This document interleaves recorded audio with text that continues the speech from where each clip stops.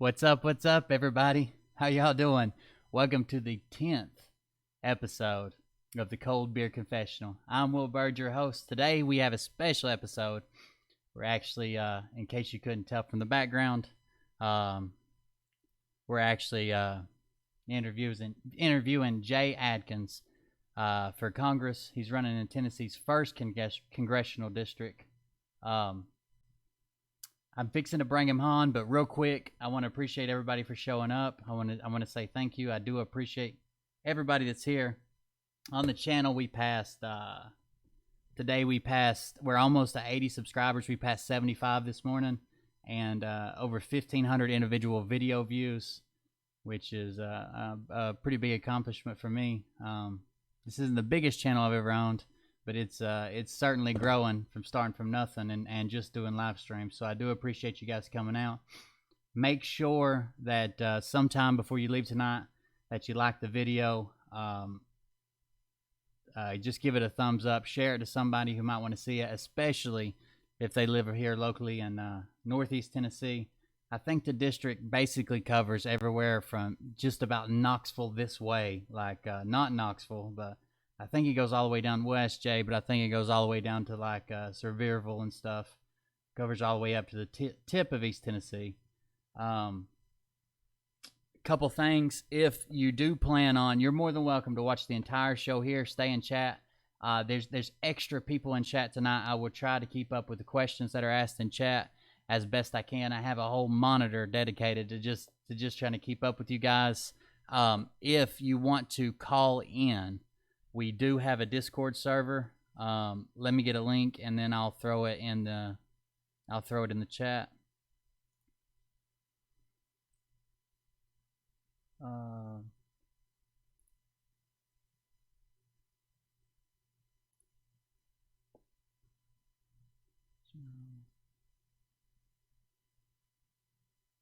Create an invite link. Your invite expires one day. Edit invite link. Let's make a permanent one in case anybody wants to join Discord. You guys can see Jay up in the corner of the screen on mute. No limit, never expires. I probably should have already had this, but we'll get one for you and we'll throw it in the link. And I will explain when it's time to call in. Just use that link. Use the app, or if you're on PC, it'll open either an app or a browser window. And what that'll do is get in there. That's my specific chat room. So get in there, and then later on I'll explain how to do the how to call in. It's not as complicated as you think. Here goes the link.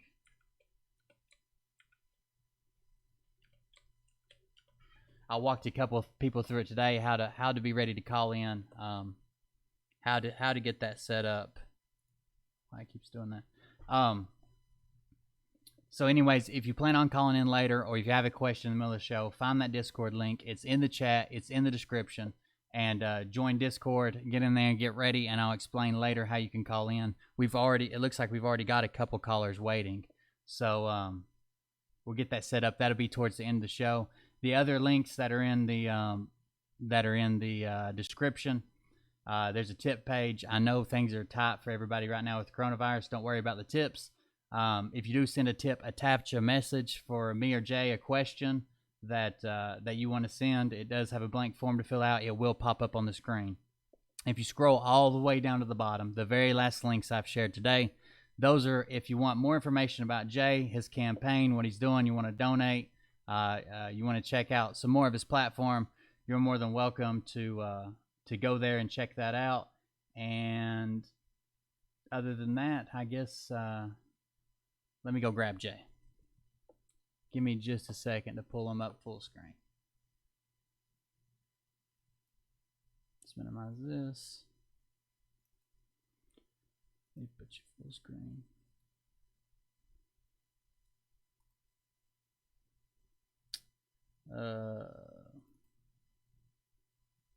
Give me just a second, Jay. I gotta unmute you. Jay, can you hear me? Yeah, I can hear you. How you doing, Bill? I'm doing all right. we'll start talking, but I want to make sure chat knows that if for some reason they can't hear you, let me know and we'll get this fixed. But you're coming in good and you're feeding back to my computer good. They should be able to hear you. So Jay Adkins for Congress in Tennessee's 1st District. I'll just give you a chance to introduce yourself, give a little bit of your platform, let everybody know who you are. All right. Well, first, I want to say thanks for letting me come on the show. I've been looking forward to this all week. For everybody who doesn't know me, my name is Jay Adkins. I'm running for the 1st Congressional District here in Tennessee. To what you were saying, it goes from Johnson County all the way down to Sevier County and parts of Jefferson County. So not quite to Knoxville, but Sevierville, Gatlinburg area is how far it goes. About a little over 700,000 people. I was born in East Tennessee. I moved around a little bit when I was younger. I grew up in Middle Tennessee, and in 2006, my wife and I moved up here.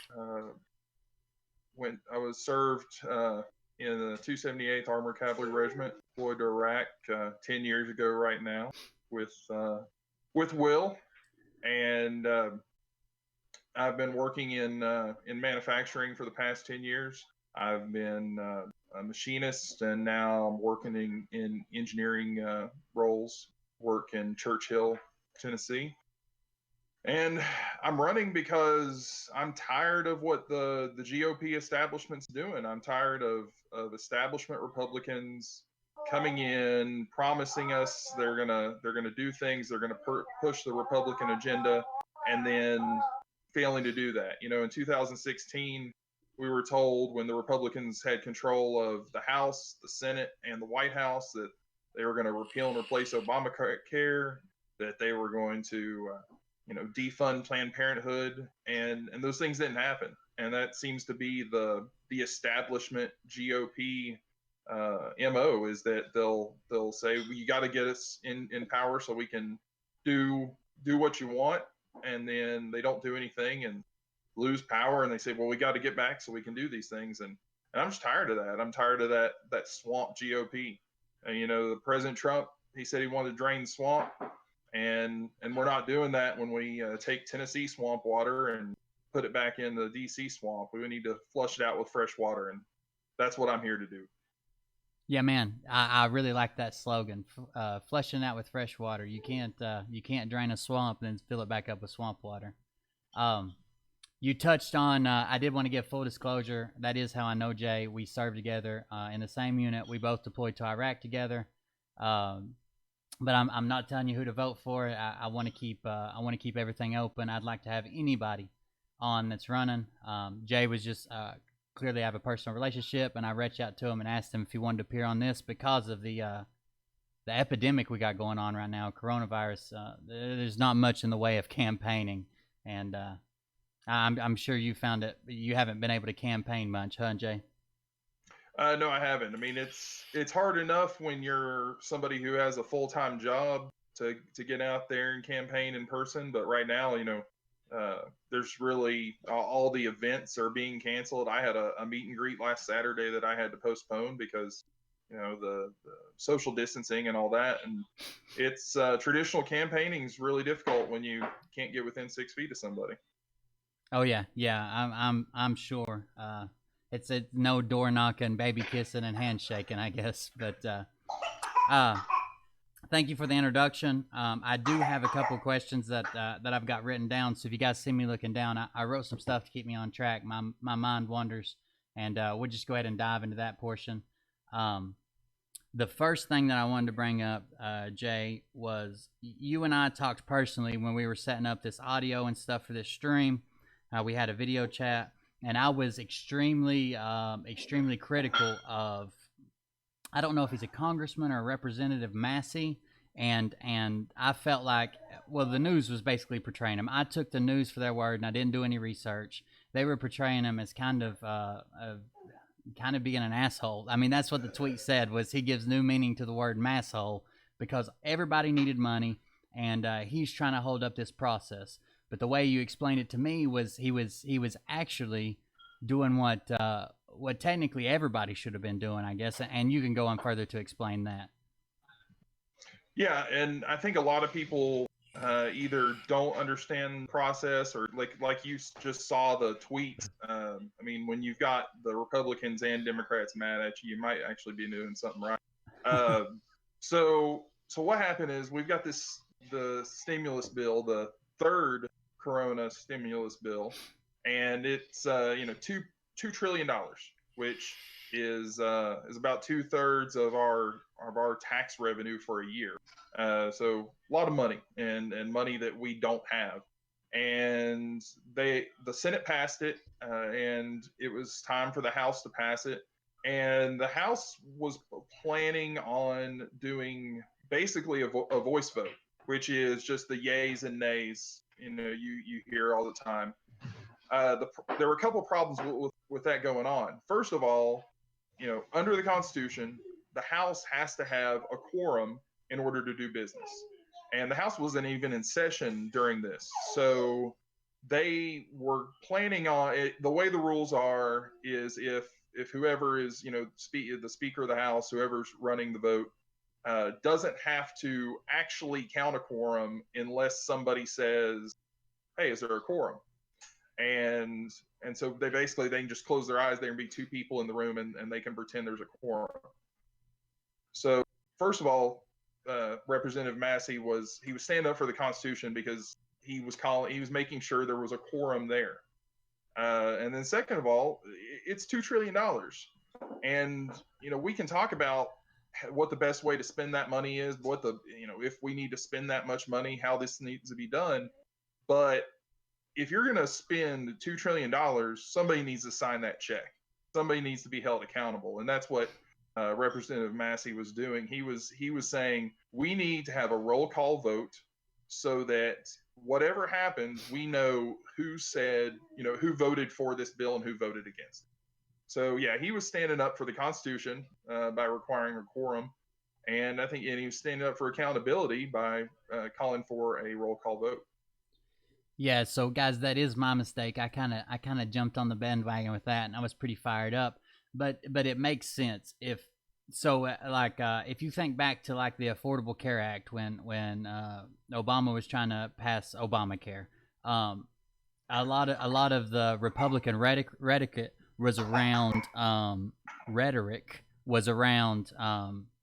that they don't even know what's in the bill. They don't know this. How do we know? I mean, no one was actually putting their individual name on it, right? You couldn't say, if this bill turned out to be horribly bad for the United States, if something was in it that no one knew about or didn't read or they slipped through and you wanted something to blame, there wouldn't be people to blame. It's just, it passed through this Congress. No one had to sign it. No one had to say they did their due diligence in reading it and went through it. There could have been one person there that said yes, and nobody there said no, and it would have went through just like everybody had signed it unanimously. So that was my mistake. I should have done some more research. And Jay, just one clarifying question: what is a quorum? Is that a majority of the people there? Is it a number? What is the actual quorum? A quorum is, there's a certain number of people that have to be there to do business. And honestly, right now, I don't know what the quorum number for the House of Representatives is, but that's what a quorum means. Is whenever there's a body together, there has to be a certain number of that body to be able to do legal business.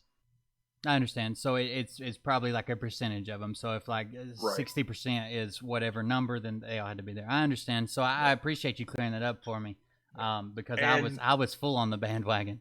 Go ahead. Yeah. One more thing, and there was a misconception. I think you said something about it when you first talked about this. The House has House or the Senate has no way to vote remotely. Remotely. Yeah. You can't vote from your office. You can't, and that's something that's being asked for. That's another thing that Representative Massey's asked for is, okay, I get social distancing. I get that there's a pandemic going on. Why can't we have a Zoom meeting and vote remotely? And the Speaker of the House leadership is completely against that. In this day and age, the People's House it's not like where the votes for president, where a vote has to be secret and there's more security about it, it's public vote, so it should be easy to vote remotely. The reason is because this is part of that swamp. The reason's because if you're at your district office, if you're back home, there's not somebody waiting in the hallway to twist your arm to get you to vote a certain way. And that's where, when you don't have a whip there to try and get you to vote in a certain fashion. And that's why the leadership, I think, is going against the ability to vote remotely. Right. And a couple of things I'll touch on in the same thing. I've read that and I probably don't know enough about this. We don't have to discuss it. It's just a couple of topics I'm going to bring up. But I read that in one of the stimulus bills, it may have been one of the failed ones, it did include quite a bit of money to get, and I don't know why this didn't hit me when I was talking about it, but to get, I guess, the House set up to vote remotely. There was an amount of spending to set up a system. I don't know if they wanted it to be secured or whatever, or why they weren't just using Skype, but there was and that might have been one of the failed bills. And the other thing, to your point about draining the swamp, I was just reading a story the other day about, so every congressman and representative, their financial files are basically like public record. If you request them the right way, you can get their basically a profit and loss. They are extremely resisting the digitalization of that stuff. It's actually kept in a warehouse that you can visit as the public. You can visit and fill out a request form and get this stuff. Some of them are so scared about putting it online and making it easily searchable, where you could just type in such and such name, that they will not let it become digital, even though there's an active a lobby group that's trying to get to where we can get that digital. If you're scared of showing that stuff or making it more easily accessible, I think that kind of lends to you doing something that you don't want people to see, right? I mean, if my stuff was already public, I wouldn't mind if they made it easier for people to look me up by name if I was required by law to be public. Exactly. I mean, to be a representative, to be a senator, it's supposed to be an act of service.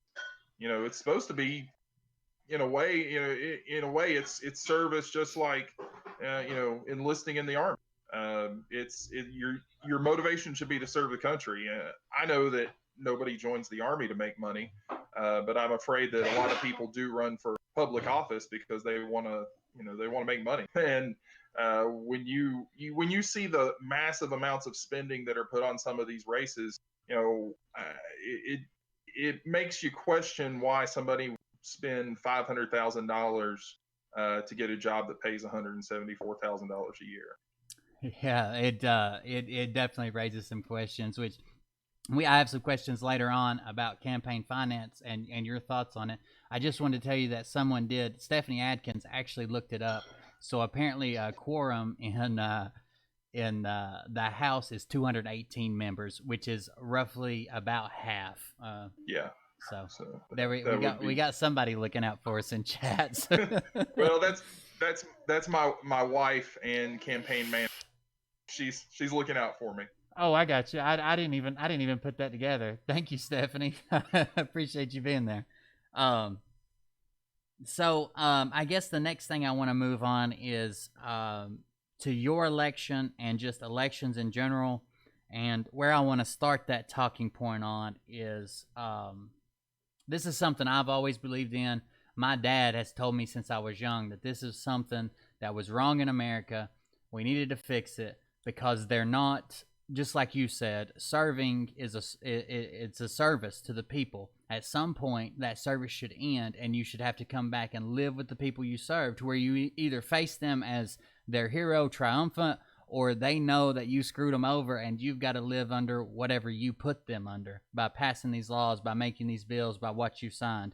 So one thing I've always been big on, even though I've changed on a lot of other topics, but one thing I've always stayed on is term limits. And I know you have some pretty strong thoughts about term limits. I do. I think that we should have term limits for Congress, for the House and for the Senate. I won't fault the founders for writing it the way they did and for not putting term. They in their, if you ask them, they'd say, well, they do have term limits. It's every 2 years and every 6 years when you get to have an election. I think the problem is, one, the mentality of the politicians has changed, and so people do see it as a career and not a service. And the way our system is set up, I have to blame the voting population a little bit, because they're not as involved as they need to be. But it's virtually impossible to beat an incumbent unless they have some sort of major scandal. And that's why you see so many people running right now for this race, because Phil Rowe retired, and you're not gonna see people going out there and putting out the effort to try and beat an incumbent when it's so hard to do. So yes, I believe there needs to be a constitutional amendment to include term limits, and that's the only way it can happen, is by constitutional amendment. The problem is that we've only got 2 ways to amend the Constitution, and one of them involves Congress. So Congress isn't going to vote themselves term limits. You don't have enough people there to do that. So it would require an Article 5 convention of the states to introduce that amendment and get it passed. Right. Yeah. I agree completely. I mean, I've always been in favor of term limits. These people are making a career out of what was set up to be. You go, you serve, and then you come back home. They're making a career out of it and retiring with millions of dollars and going on. Like it's being abused for sure. It is, and that's also obviously that's where I feel about things, and because I feel that way, that's part of my campaign plan, is that I'm going to self-impose a term limit. I'm going is 4 terms. Is if the people put me into the House, I'm only going to seek 4 terms. That's 8 years. It's the same amount of time we give the president. I think it's long enough for a representative. If things go beyond that, it won't be in the House of Representatives. For sure. The next question I have for you is, I'm sorry, I was just your wife was apologizing for the baby in the background. I said I love the baby in the background. Yeah, that's our foster baby, 11 months old. Oh wow, she sounds like she's having a time eating or something. Yeah, she's having dinner right now. Okay. The next question I've got is, I don't know if you saw this news story. I'm sure you did. I'm sure you've been keeping up with it. But I guess it was 4 members of the Intel committee are actually being accused of insider trading. I know they have a blind trust set up the way they're supposed to follow the law. So like they're supposed to have a blind trust for any stocks or bonds or whatever they hold, and they're not supposed to have contact. But it would seem like that they had very specific intel on how bad the coronavirus was before it ever reached our shores. And there's even the same day that they were making massive trades and trading off their own stocks, they were tweeting and posting on social media for the American people to remain calm. And one of them even said to not send our economy into like a free fall. So stay calm. It's not that bad. If we panic, we'll send our economy into a free fall. And then the last part of it is one of them, I don't remember his name, so I'm not going to try to say who he was, but one of them actually had a quote when he was asked about it on a televised interview that yes, he had this information, but he compartmentalized the information that he received from the Intel committee and only used this other compartment that was public knowledge to do his trading on. That I swear that was his excuse. I'll find the clip later on and show everybody, but there's no possible way. I mean, I don't know. That sounds like a desperate excuse. But yeah, do you think that there should be an investigation? It looks like there's going to be an investigation to at least one of them. But do you think there should be an investigation? And if it becomes true, do you think there should be some sort of punishment for these people trading on insider knowledge while the American people were just, oblivious to how bad it was? Absolutely. I mean, it does look it looks really bad. I don't. I've talked about the swamp enough that I don't trust people who are there as career politicians. So I do believe there are investigations beginning, and I think those investigations should go on. I know that I believe it was in 2012 there was a law passed that prevented or that made it illegal for congressmen and senators to do insider trading, and which it seems like if that's all illegal again, it's if it's illegal for Joe Citizen, if it's illegal for my friend who helps people with retirement plans have insider trading, it should be illegal for members of Congress. And so I know that one of those people that's under investigation actually voted against that bill. But no, if they're found to have committed insider trading, they need to have the same punishment that you or I would if we did. Yeah, for sure. I'm not saying this is fact, but when I heard that, I got really mad. So I was reading about that bill that was passed under Obama, and from what I heard, and you don't have to comment on this because I couldn't tell you that this is exactly fact. This is just from what I read, that the bill was actually incredibly strict on what they could and could not do. And it come down, and everybody was for it, and everybody was saying how they were going to vote for it, and yeah, it's a good thing. And what happened was it come up to vote, no one voted on it, and then an actual a bill under almost the same name with the same provisions, but a very laxed, actually ended up passing, or maybe it took its place, one of the two. It seems like they're setting themselves up to make money for the rest of their lives rather than worrying about the constituents they're voting for. Because I mean, just like with some other well-known public figures and political figures, the same things that you and I, as citizens, and even you running for Congress, the same things that you and I would be prosecuted for. It seems like they're given a very broad pass on a lot of things, even when the general public seems to be calling out, "Hey, that's not right." Yeah, it's true, and that's why that again. I keep saying it, and I agree with the president. We got to drain the swamp. We've got to get politicians out, and I'm afraid it's you. I've compared it, I think, to radiation. It's that no matter who you are, the longer you're exposed to it damages you, I think. And that's another reason I don't want to be up there forever.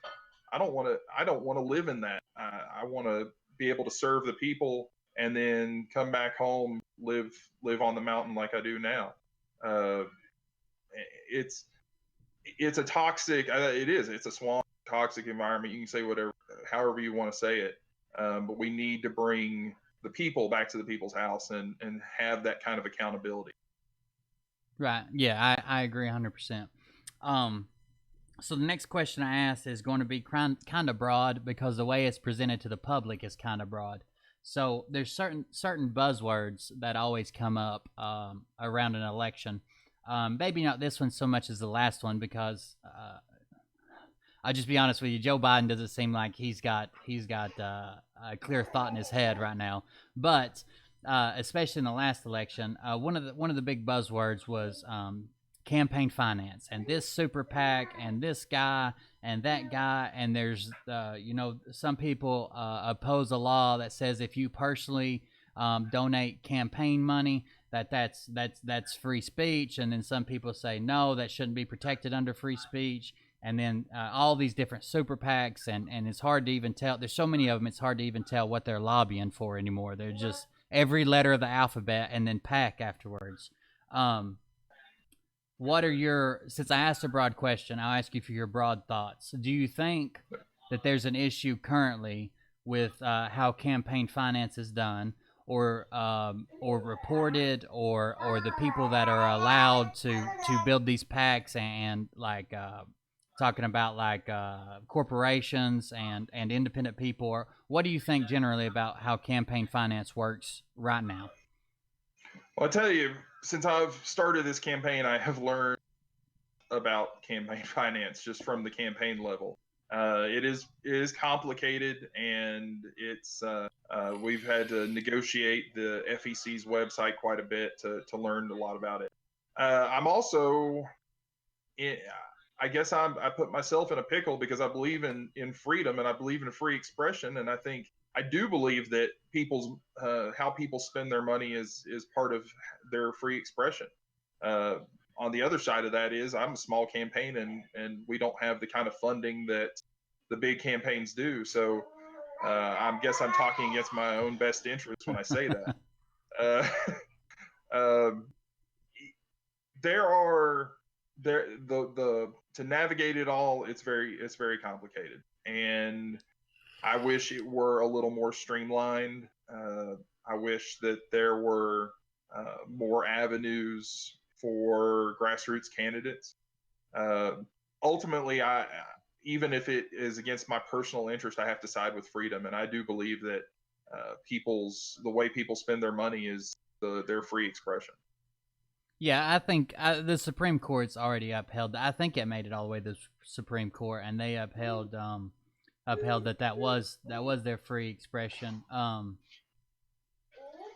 There's so much. I know I asked you about super PACs, but there's so much tied up with super PACs. I don't even really want to get into it.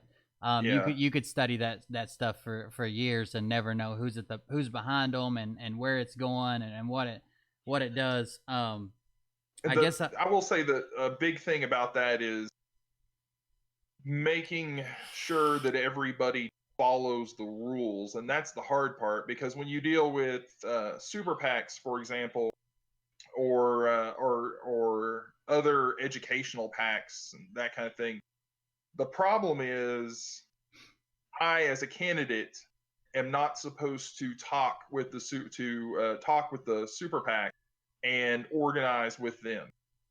So they if they can run an ad, then call it an educational ad, and it's what you hear on the radio all the time of this candidate, hates babies, and this candidate is, yeah, that's, and then but then it says, from this organization and not related to the candidate's campaign. They're clearly supporting a candidate, but they can't say that. And if a super PAC wanted to run an ad for me like that, then I could coordinate with them and say, okay, I need you to say this, or this is the way my campaign is. But that's the hard part. The hard part is making sure that candidates aren't coordinating and with super PACs, and making sure that everybody follows the rules. right. I agree completely. It's the same, and then even reporting too. So you got to follow the rules, and you got to report when the money comes, when the money leaves. I agree. It's Right. the same thing with insider trading. I mean, they're doing the same thing. If you believe the stories, they're not supposed to talk to their blind trust, but it would seem that they have some type of communication with them. Exactly. So the next buzzword, I guess, I don't know if you know this, but there are people that believe in the last election that there was Russian involvement. So yeah, I've heard a little bit about that. So broadly on foreign involvement in our election, clearly it's an issue if foreign entities are deciding our election. Do you think that there is something that we can't? They're basically buying social media ads. I run a social media marketing company. I can go buy as many ads as I want. I think it would be the same whether I lived in Russia or not. The social media companies have taken a few different stances. So Facebook's like, we're not going to monitor how truthful the ad is. We're not being responsible for that. We don't want to be held liable for it. So if we cut off a truthful ad and you sue us, or if we let one slip through that's got one untruth in it or non-truth, then we don't want to be held liable. And Twitter has taken a far different approach, where they're like, if there's any question to it, we're cutting it off. So if we can't verify it almost immediately, it doesn't get through the platform.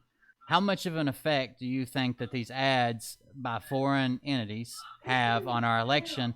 And is there a way to keep them from just buying ads? I mean, they buy ads for their corporations, for their shoes, for everything else they sell. Is there a way to keep them from buying political ads? Well, I I will say that yeah, we do know that Russia was involved in buying ads and that kind of thing. How much effect it has, the people who actually go vote. Oh, sorry, my screen timed out there. You're fine, man. How much effect it has, I don't know, and I do not believe that as many people have accused. I don't believe the president was involved in, and that's what one thing that a lot of people are saying. Well, the president worked with Russia to do. No, Russia is just being Russia, and they're using their foreign policy to try and affect elections. And the reality is, if you look at it, I mean, it's not like the United States hasn't done in the past either. Uh, Yeah, I we think interfere in everybody's elections, and there's even proof now that the Russians are backing Bernie Sanders. Like the FBI right. come to him and said they're helping you too, bud. So Yeah, and Russia just wants to sow discord. I mean, that's what they want. I don't think that they are particularly rooting for one person over another as much as they are wanting to cause chaos in this country. And the issue.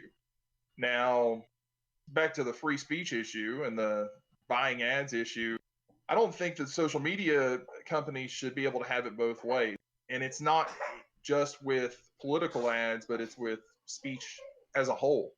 Facebook saying we're going to let everything run, but then Facebook will, shadow ban or deplatform people. I know Twitter does that too, because of a certain opinion.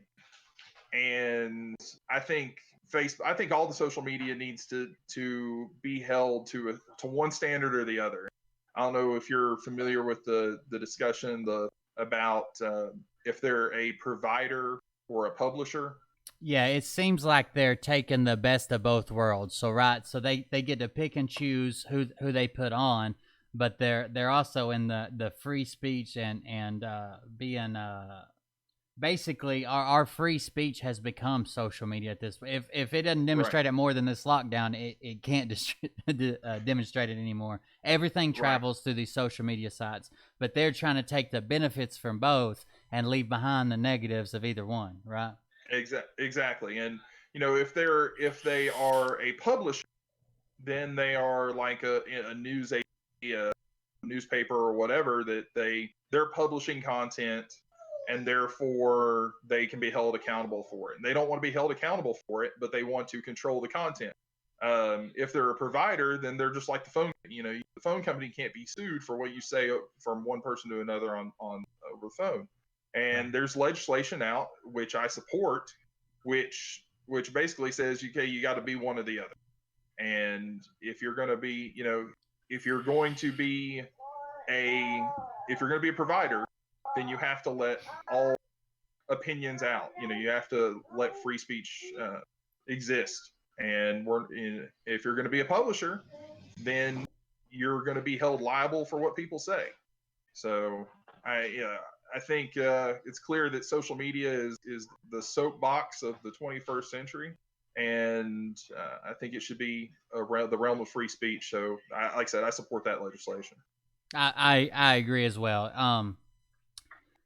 If you caught me when these sites were just launching and it was just young kids and high school kids and no one really made a even the White House official Twitter page is issuing official statements from the White House. If that's not free speech, then you're cut off from the world. You can't communicate with nearly the number of people if you don't have some type of social media platform. Just you campaigning, right? You got a Facebook page, you got a YouTube. You're just trying to get your message out because that's where people are. They have to. I think they should follow the laws of the land, and they should be free speech. I do have to stop right here because in chat right now, it seems like your wife's talking to my wife, And if your wife convinces my wife to bring more kids' mouths to feed in this house, I will actively campaign against you.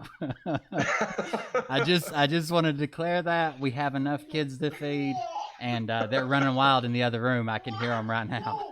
Okay. But so the next thing I've got is more in tune to your specific election. So Matthew Hill and Timothy Hill brothers, and you corrected me earlier because I always get them confused. Timothy Hill is the one that is actually running for the same spot as you, correct? Correct. Okay, they are really well, or they seem from me from outside looking in. I had a nephew who ran against Matthew Hill for a local state representative spot. They seem to be really interconnected into Tennessee Republican. You know, they're like the I I don't know their voting record. I'm not going to call them the swamp, but they are the career politician. They seem to be in there for a while. They know all the people. They say all the right things. Do you think that that'll be your biggest issue heading into the primaries, or are there other candidates that that pull a large percentage of the vote, or what do you think? Who do you think will be your biggest competitor heading into the primaries? And if you have anything to say on, you know, how well are they doing their job? If they've been elected before, are they doing their job well, and you just think you can do it better, or are there some things that aren't being done that you think generally you don't have to name people? I'm not asking you to out anybody, but generally, why could you do a better job, and who do you think is leading this race? All right. Well, when it comes down to Timothy is not the only establishment politician that's running. There's a state senator that's running. I'm not going to name it because and I'm not going to start talking about other candidates right now because I'm concerned with me and I want the people to know about me. Uh, there may be candidates who can do a good job. I haven't. That's the reason I ran is because I didn't see anybody out there that I felt was going to be able to do the job. Of course. And I know myself.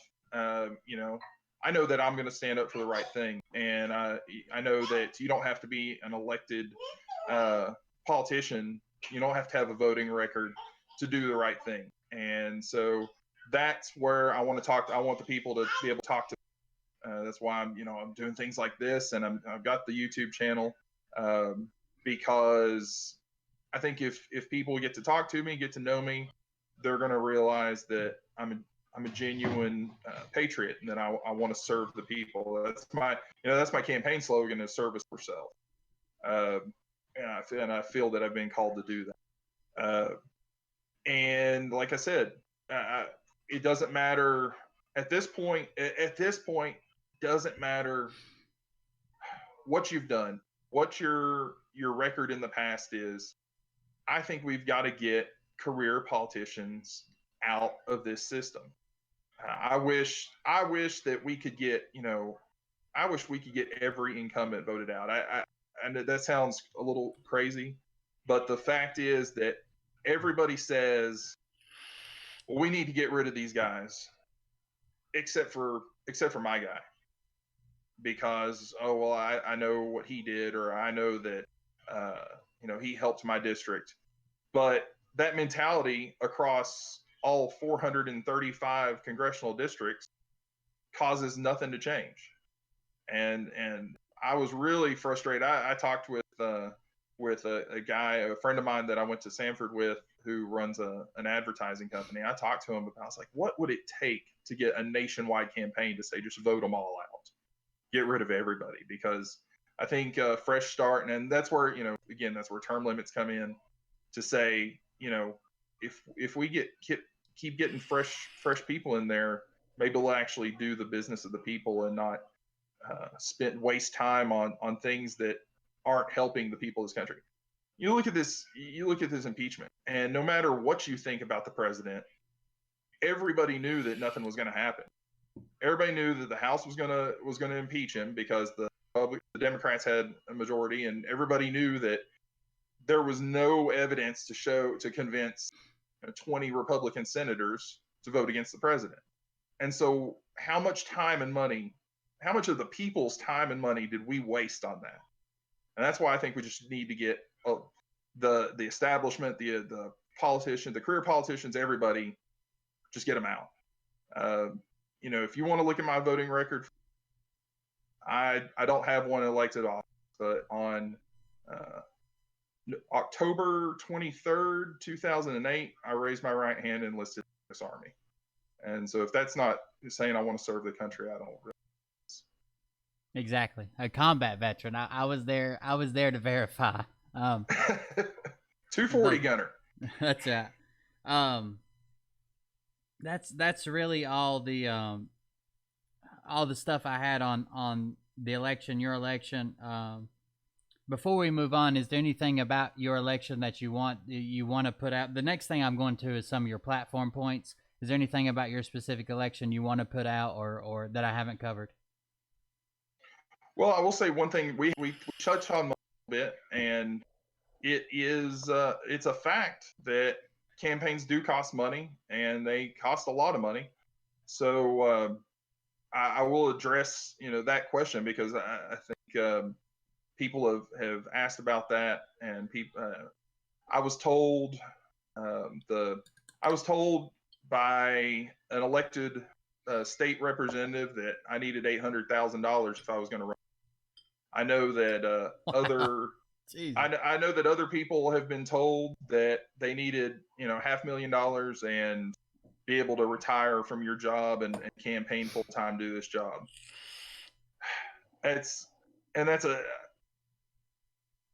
I'm not so cynical that I believe that, or I wouldn't.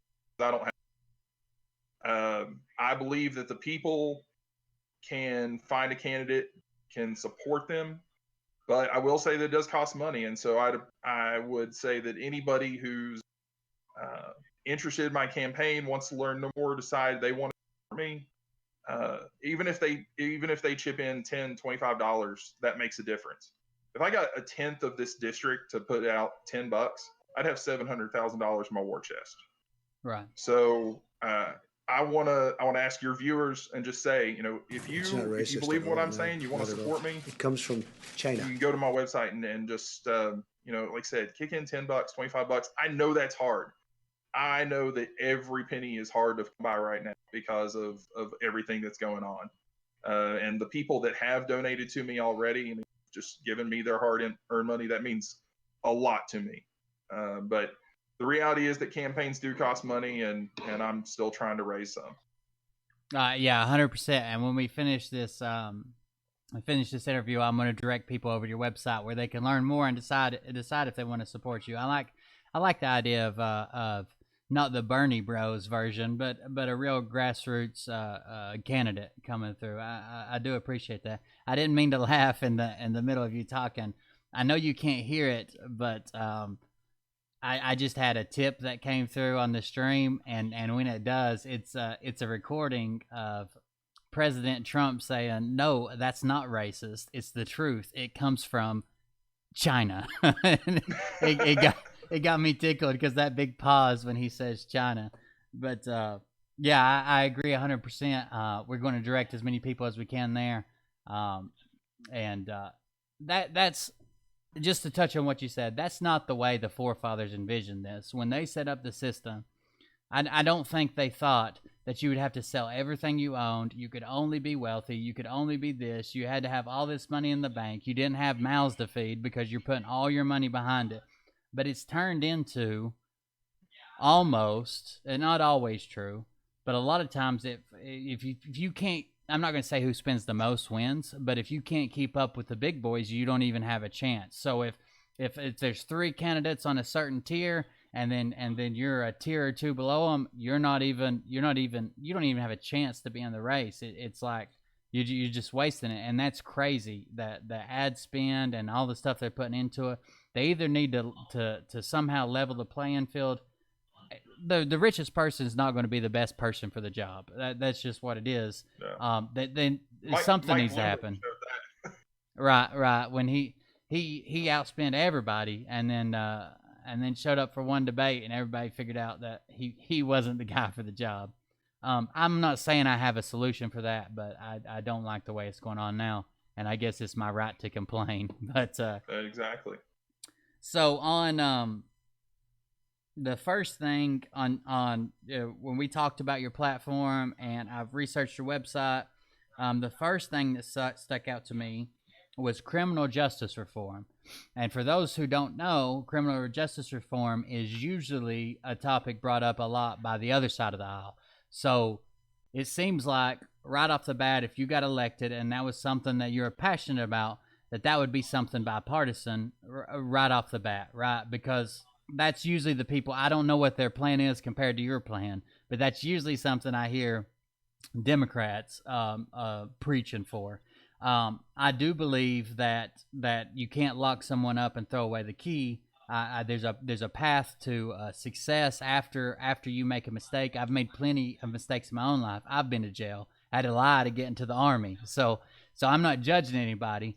But could you tell us a little bit more about how you envision criminal justice reform, and do you think that the vision that you have would be supported by the mainstream Republican Party? Well, first, to answer the first question is yes, I do. If you look at what he's doing, President Trump hasn't got much credit. It's not Signed the racist Second at all. Chance No, Act, not at all. doing It comes things from China. that are helping with criminal justice reform, and he's reaching across the aisle. You won't hear that. You won't hear a lot about that in the media because they hate to say anything good about our president. But yes, criminal justice reform is something that is important to me, and I think it's something a little bit outside the just check the box Republican issues. The first part of it is I believe that crimes need to be punished appropriately. I don't think we should have rapists and people who commit assault and murders getting out with less time than nonviolent criminals. That just doesn't make any sense. And I think if you commit a serious crime like that, you need serious punishment. That's a non-negotiable for me. Then the next part of that is, though, for people when they get out, people, and for the most part what I'm talking about is felonies here. Somebody gets out with a felony conviction, it's a life sentence right now.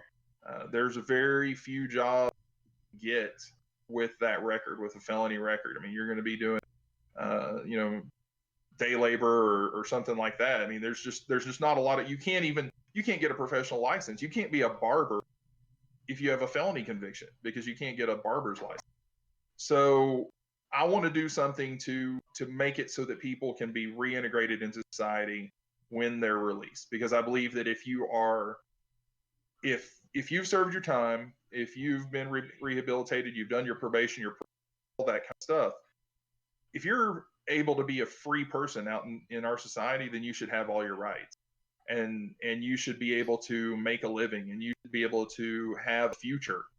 Because when people see that they don't have a future, when they see going on, that this felony is going to follow them the rest of their life, and that's what choice do they have if they decide to continue the life of crime? And then they have we've got these recidivism rates where people just keep going back to prison.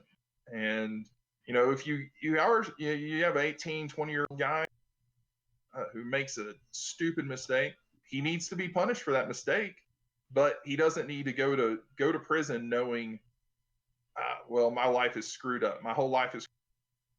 When he's in, it's finishing school for criminals, and he finds some guy who's been in there a longer time. He talks to him. Okay, well, get out, go, and it's a cycle. We need people to be able to reform their lives, get back into society, and have families, have good life, and that's part of making this country better, is making it better for everybody. Yeah, for sure. I agree. Sometimes we as the public fall into the same cycle. So we see somebody that we know that went to prison. I've got family members, and the first thing we say when we're talking about them is, oh, they'll mess up again. They just got out, but for how long? Or they'll be back there. But they really don't have a clear path to break free of that cycle. So we're in a cycle. of judging them and not giving them opportunities, and they're in a cycle of no opportunities. Where do I end up back at? Especially when it's something that's nonviolent. You know, some would even say some of the crimes are victimless, even though you could probably debate that. But no direct victim. It's not like they assaulted someone, even hit someone, or did something directly to somebody. There may be victims on down the line. But I do believe there's an issue. Do you think that our for-profit prison system and the very large margins they make are part of the issue, or do you think it's more about social constructs once they get out? Well, it's both, but definitely the for-profit prisons are a problem, and I like to say there are very few questions to which the legitimate answer is government. But incarcerating people is one of those questions. It should be the role of the government to incarcerate people. Nobody should be. We shouldn't to have to put people in prison. So we shouldn't be motivated to do it. And a private company who gets paid by having people in prison is motivated for people to be in prison. And I like to give credit where credit's due. Under the Obama administration, the federal government stopped using private prison. We have a mutual friend, but he works for an alphabet agency, and I'm not going to talk about his name right now. But yeah, I know. But I've talked with him about this problem because he is involved in enforcement, and one of the things is so the federal government doesn't use private, but they pay states when the state holds a federal prisoner, the state gets extra money for that prisoner if they hold him holding him in a state prison or even a county like that. So the states that still use private prisons are getting federal money to hold federal inmates, sometimes in federal prison or in private prisons. So we get into state issues and federal issues. Legislation that I believe would help solve that problem is to tell the states that if they're holding a federal prisoner, they're not getting any money from the federal government. They're holding them in a prison. So that would incentivize the states to go back to state-run prison. For sure. I agree. I will say this on behalf of, I don't think this is prisons. This is probably more about local and county and state-run jails. But they were all for locking people up until they thought they might have a pandemic and medical costs and prisoners sick. And man, they started kicking them out left and right when the coronavirus showed up, didn't they? Yeah. It's hard to even get sent to jail right now unless you did something violent. Yeah, or unless you're violating the state's order to not be out. If you're a pastor that's holding a service. Yeah, I actually have a story that I'm going to ask you about in a second. I don't know if you've seen it, but I can give you the rundown of it. One that you could line up on either side of. I did have a tip with a message, so I'm going to read it right quick. It's behind my camera apparently. Thank you for letting us hear from the candidates. This is from Nathan. Thank you for letting us hear from the candidates. Let's try and get a few more on the channel if we can. Much appreciated. And then that was for $20. Thank you, Nathan. And then Josh tipped 25 and said, "I raise you, Nathan." So the next thing I wanted you to say, and I thought this was done beautifully. So would you consider yourself a constitutionalist Republican? Absolutely. Okay. I want to make sure that was a fair assessment before I just threw it out there. But so, as you described earlier, there's a way to change our Constitution. It's set in the bylaws of how you change the Constitution if you want to go forth from setting it. Even though here lately, there's been a lot of those buzzwords about it's too old racist people wrote it, this and that, and it doesn't apply anymore. But the first thing I would like you to do, you can speak on the Constitution all you want, but the very first thing I'd like you to do is the way that you explained the Bill of Rights, the amendments that you believe could not be changed. The way you explained to them on stream is the best way I've heard it explained, and I'd just like you to explain it to everybody else. Okay. So we were talking the other day about the Bill of Rights and the amendments that affect individuals, like, the first, second, third, fourth, fifth, sixth, eighth, fifth, all there are individual that are in the Bill of Rights. And it's a little bit of a history lesson, but when our founders wrote this, there were people who argued against having the Bill of Rights because they said, well, if you write these rights down into the Constitution, then people are going to say, well, these are the only rights you have. But our individual rights belong to us as humans. They come to us from our Creator. I'm a Christian. I believe that my rights are given to me by God. But even if you don't believe in God, you can say these are natural rights. So they're rights that exist just because you're born. You can say people in China have these rights, even though their government doesn't recognize them. So our rights don't come from the Constitution. They come from our Creator. And so when you think about it this way, that means that those rights really can't be amended away in the Constitution. You can say that we're going to change the First Amendment, we're going to change the Second Amendment, but the reality is that we already have those rights as people, so it's not really valid to change those. And for me, even if you change the Constitution, I'm still going to exercise the rights that belong to me as human. Right. So those are inherent. Those are above. Even if you go through the process, those are the ones that should stay no matter what. I like the way you expressed it. Government. I like the way you expressed it. Like a lot of people will just stick with that. God, and that might apply to me and you, but whatever. They're naturally, they're inherent. Whatever God you believe in. If you don't believe in a God, they just came to you by being born. Exactly. A lot of Republicans will only stick to that God, and it really, not me, but it really turns a lot of people off that have an adverse reaction to just hearing the word God. You know what I'm saying? It sends them run anything after that they don't hear. I really do like the way you express that. I appreciate you sharing that with us. So while we're on the rights that we have, I'm going to go over. Let's break it up because I wrote it all together, but it'd be easier to break it up. So, right. The freedoms and rights that we do have, that we are able to express, and the coronavirus. I am all for. If you ask anybody that's been here in any of my videos, I've been begging people to stay at home, to stop spreading this around. That we're making it worse. We're hurting our own economy. We're hurting our own health. I'm not saying the economy's worth more, or the health's worth more. I'm just saying we're hurting everything just by traveling, right? Just by going around. Even if you're asymptomatic, they've already shown that a lot of young people are completely asymptomatic, maybe just a headache or a runny nose, maybe not even that. They don't even know they have it, and they're still spreading it around, leaving it on surfaces everywhere they go, leaving it in the air for up to 30 minutes or whatever they're saying now.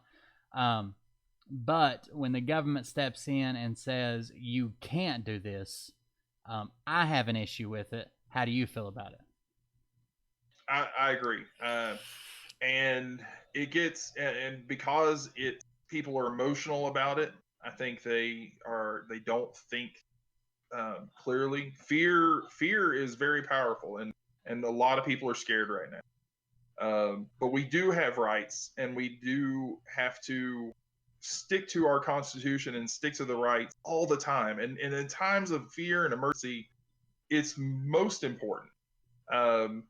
So I'll use the example that I've had to deal with recently, and I've talked a lot about recently, is with the First Amendment and religion.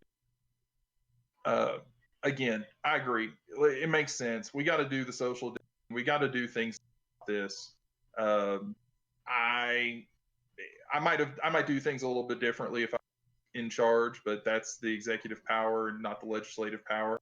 But you look at these orders. There's a pastor in Florida who was arrested because he had church service, and that church service violated the not having 10 or more than 10 people there, or 10 or more people, and a lot of the Christians that I've talked to say, well, the church isn't the building, it's the people. and I agree with that.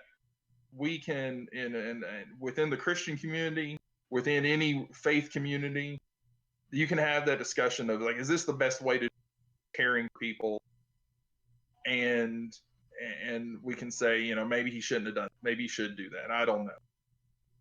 But the First Amendment, first of all, the First Amendment isn't just about Christians. It's about all faiths.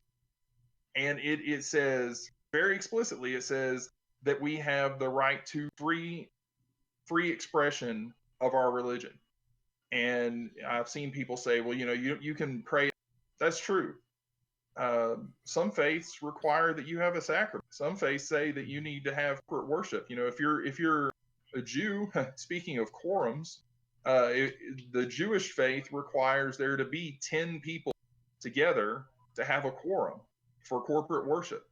And so if you can't have 10 or more people, then as a Jew, you can't have corporate worship. And how is that not a violation of their First Amendment rights? So yeah, it's a question of we should have the ability, we should have the wisdom and discernment to choose how we do things, but free expression of religion and the right to assemble are inherent rights. They pre-exist government. They're codified in our First Amendment, and so it's not, you know, if you think of a Venn diagram, you've got a small circle of the Constitution, and then you've got a big circle of all possible laws. Well, only the laws that fit within the Constitution are valid in the country. And when people say, well, rules are rules, and they made an executive order, if that executive order violates the Constitution, it's invalid. And so I'm passionate about it. I don't think the government should be telling people they can't meet, they can't worship corporately. The you know, like I said, people get emotional, people get scared. People say, well, I wouldn't do it that way. But the First Amendment doesn't say, how would you do it? Because, I mean, you got to think, our country was founded by people who came to the New World so they could worship the way they wanted to, because the English told them they couldn't worship the way they wanted. And it takes us down a dangerous path.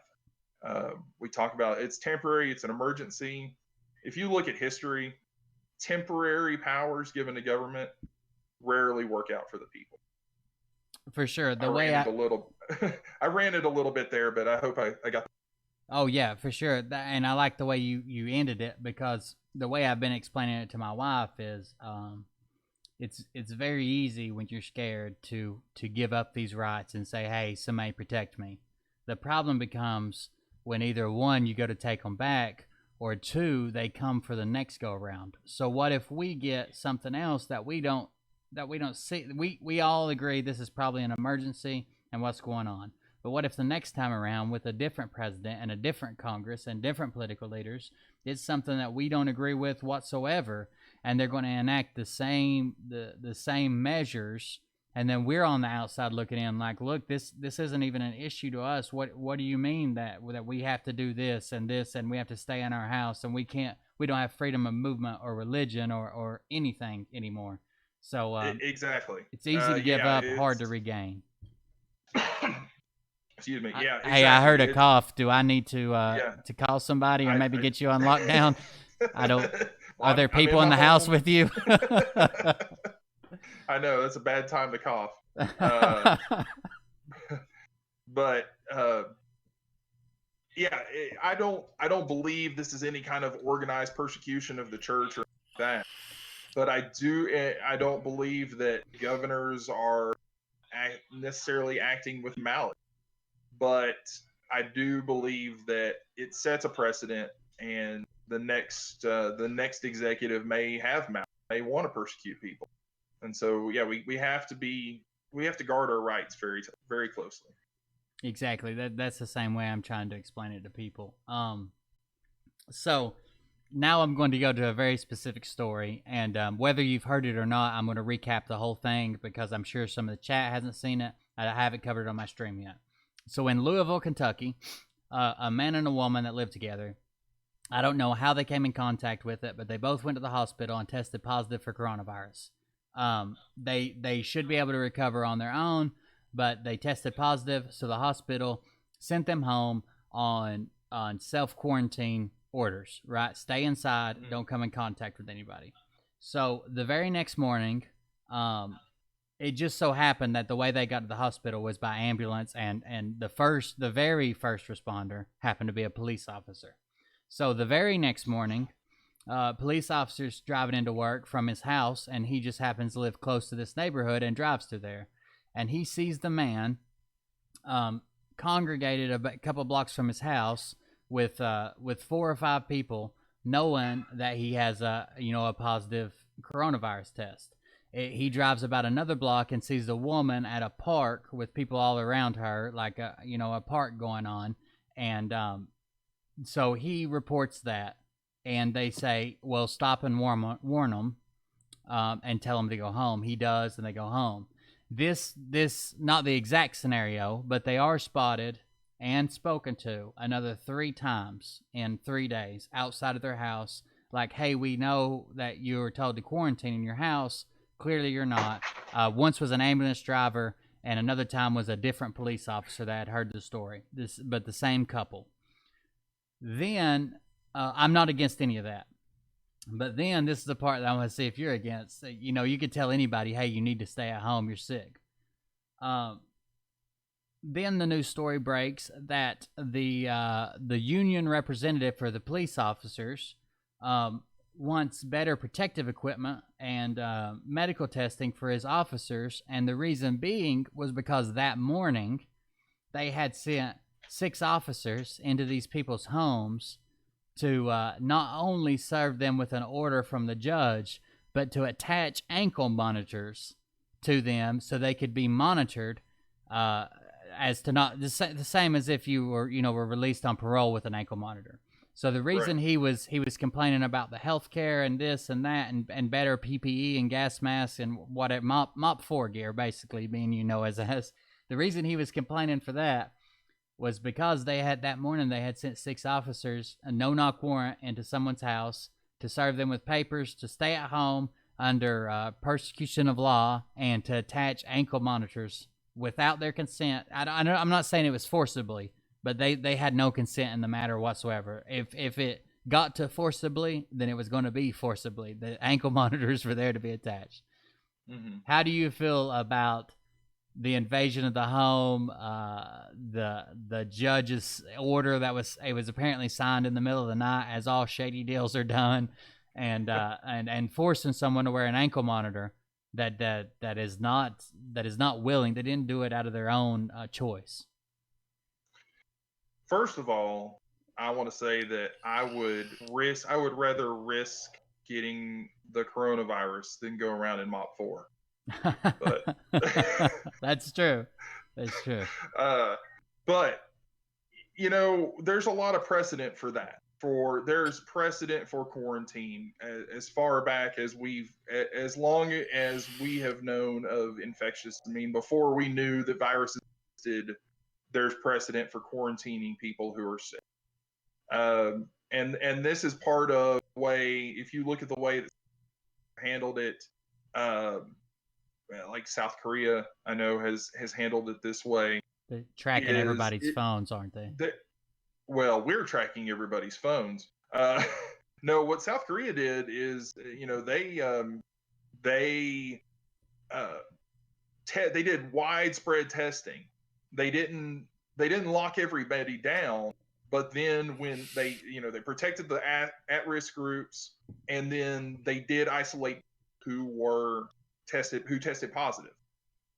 And there's a good precedent for quarantining people who are sick with infectious disease. It's really sad that people have to be forced to do it. I would much rather we quarantine. I've got a wallet that was made by my great grandfather when he was in a TB sanatorium. Because he was in contact with TB and he had to be isolated. I'm definitely more okay with quarantining people who have tested positive, who have an infectious disease, than locking down all the people and taking away mass rights. Yeah, I agree 100%. I don't know. I have a big issue with the sanctity of my house. Like I sat I, here and worry about somebody kicking down my door all day and like fixate on it. And then to right. think that in the middle of the or first thing in the morning before I'm even out of bed, my kid's in another room, my wife laying beside me, somebody's going to kick down my door or kick open my door and come throw an ankle monitor on me. That scared Right. me, honestly. And yeah, I don't. I mean, kicking indoors probably is rarely the right answer from law enforcement standpoint. But I guess if you look at it about this individual rights argument, uh, it's my right, and this is where I've talked to people about the church issue. So my right to swing my fist extends as far as your face, you know. So as long as I'm not impacting your rights directly, then I should be able to exercise my rights, and that's where I get forcing anybody to go there. They're not like bringing people in that are infected and trying to intentionally infect people or anything like that. But so in this case, the way you've explained it to me, those those people chose to exercise their rights in a way that infringed on other people's rights to be healthy. They I knew they agree. were infected. You know, I think this is ironic that if you look at places like California where they're locking people down, saying, they're not to martial law, but they're pretty close the way they're locking people down. Yet in California, it's a misdemeanor to intentionally infect somebody with HIV.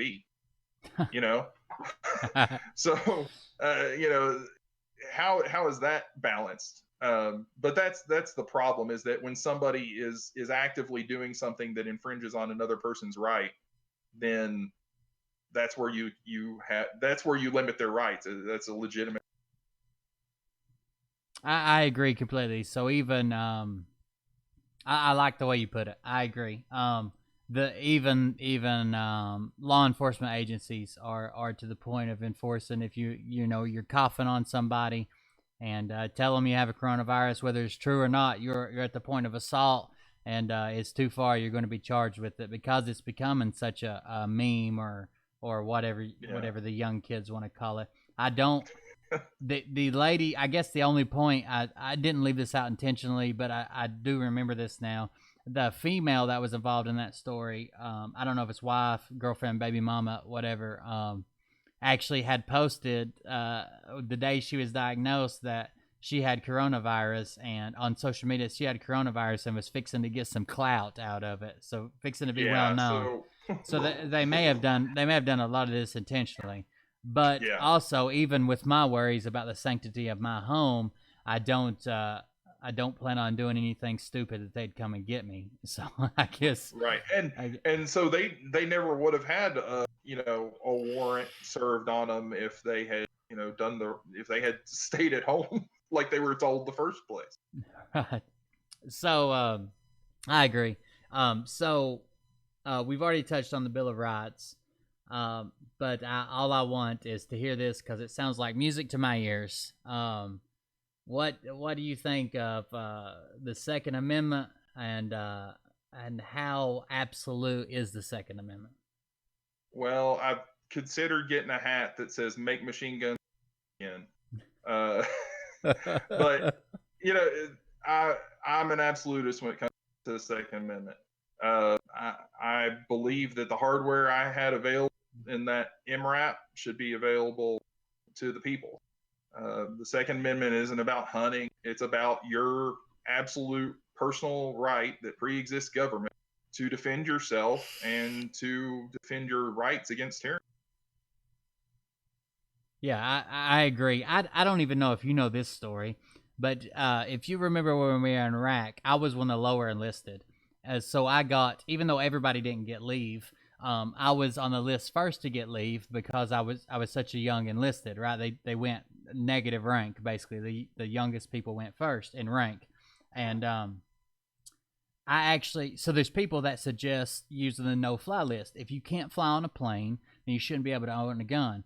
But I don't even know if I told you this story. But when I came home, I flew a military / civilian flight all the way to Atlanta. And when I got to Atlanta, I was on the no-fly list. I was serving in the I military. didn't know I've that. never done any terroristic activities. I was actually on the no-fly list, and it took quite a bit of phone calls. At the time, I knew a state senator that I happened to call in, and the adjutant general of the Tennessee National Guard, and I got some people calling on my behalf, and actually got home, but they weren't going to let me fly civilian flights stateside at all. So there's no oversight on this whatsoever. No one knows how they get on or how they get off. I just disappeared. I'm not on it Right. anymore. There was nobody to complain to. I don't think that's an adequate solution. I understand if you're a terrorist, you shouldn't have a gun, but not everybody on this list has done anything wrong. Right, and it's about due process. I mean, you didn't even know you were on the list, so how could you argue to get off it until you found out you couldn't fly? And you know, if you try and buy this kind of, well, full stop, because I don't believe we should have to have background checks when we're purchasing a firearm. You know, if you look at this current, you know, a lot of people have been going to buy guns, and I think it was 2 weeks ago, TICS, the Tennessee InstaCheck system, went down. Mm-hmm. They were not processing background checks because somebody in the office got sick and they had to send everybody home. Everybody was, the system was overloaded and it shut down. So you're telling me that because of that law, now people can't exercise their rights because they can't get a background check. And this was just because of a pandemic. But how easy is it then for someone with ill intent to just shut down the system? To say, well, we're in an emergency. You don't need to buy guns right now. So I'm going to let you do background check. And so that's you know, denying your right, even without the legislative process. But then to the no-fly list, again, there's no due process, and we're guaranteed due process by the Constitution. Same thing with red flag laws. That's the big thing these days, is a way to bypass due process. And anytime you're deprived of your rights, you deserve to have your, you know, Fifth and Sixth Amendment rights exercised. Right. So I see. I do see this in the chat. So if first of all, let me clarify. The reason I ended up on the no-fly list from everybody I asked was just because I was in the country of Iraq, and even though I was with the U.S. military, somebody had logged me as being to Iraq and being back, and I think that's what happened. But the FBI wouldn't give me any clarification. That's rumors. But secondly, I do see this going on in the chat. So you're in favor of no background check whatsoever, and I understand the system can be taken down, but if there's no background check whatsoever, do you have any other plan to keep convicted felons or I guess domestic violence? I'm trying to remember everything that outlaws from the background check. People who commit domestic violence. There's a couple more things. Do you just say they should be able to own guns, or there's another way to do this?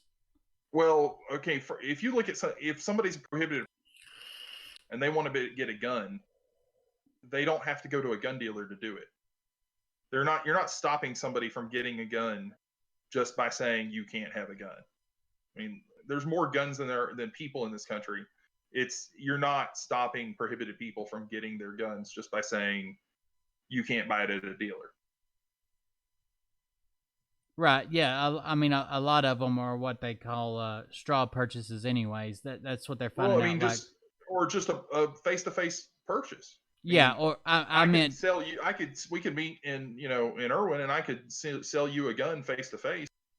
There's nothing required for that. Yeah. Yeah. I was just speaking on what I was going to say is like in Chicago, where all the gun violence is going on. Once they do trace back most of these firearms that are like seized or whatever, they're saying that the majority of them are straw purchases from Indiana, I think, Chicago, Illinois, Indiana. Yeah, they're straw purchases.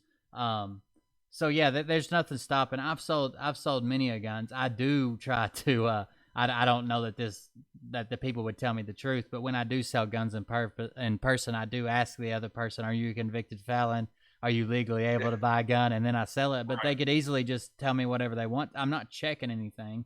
I'm just trying to cover my ass if I meet them at Walmart parking lot and they run in Walmart and shoot the place up. But I understand what you're saying. I mean, the Second Amendment is absolute. I believe the same thing. I don't know. I wish the background check system couldn't be easily manipulated, because I don't mind the background check, and I know that criminals aren't going through it. But I think if we try to take that fight to Congress, then there's no like they're pushing for more and more and more and more. I think it's going to stay unless there's major changes. I think that's at least staying in place. I hope there's no more restrictive, but I think that's at least staying in place. And and I'll say, for the purpose of taking the fight for the Second Amendment, taking it back, moving forward, taking our rights back, it's going to have to be done incrementally, just the way our rights have been taken away incrementally. They're small steps. One of the things that one of the first steps that I would like to introduce or reintroduce into the House, if I were sent to DC, is the Hearing Protection Act. And I don't know if you're familiar with that or not. Oh yeah, but tell the chat. Yeah. So Hearing Protection Act basically takes sound suppressors, silencers, whatever you want to call them, off of the National Firearms Act. And because right now, silencers are legal despite what a lot of people think. I've got 3 of them. And if you want to buy one or make one legally, you've got to spend $200 for a tax stamp to the federal government. You got to go through you got to wait, somewhere between 3 months and a year, depending on where you get in the line, for the government to say, okay, you can do it. And they're just running. I mean, they're really not running any more of a check than when you buy a gun anyway. But it's a lot of paperwork, and it's an extra $200. So what the HPA would do is take silencers, the National Firearms Act, and basically you'd be able to buy them just like buying a gun from a dealer. You'd go in and pay them, and they'd run a background. They run the InstaCheck, and you'd be able to walk out that day with it. That's the first step. Why should a firearms accessory be treated like a firearm when you have to wait that long for it? So incremental is the way I would try and take back the rights for the Second Amendment. But you asked the question about felons with that. This goes back to my criminal justice reform. I think there needs to be a process by which, if you're free to be out on the street amongst our people, then if you're free, you should be free.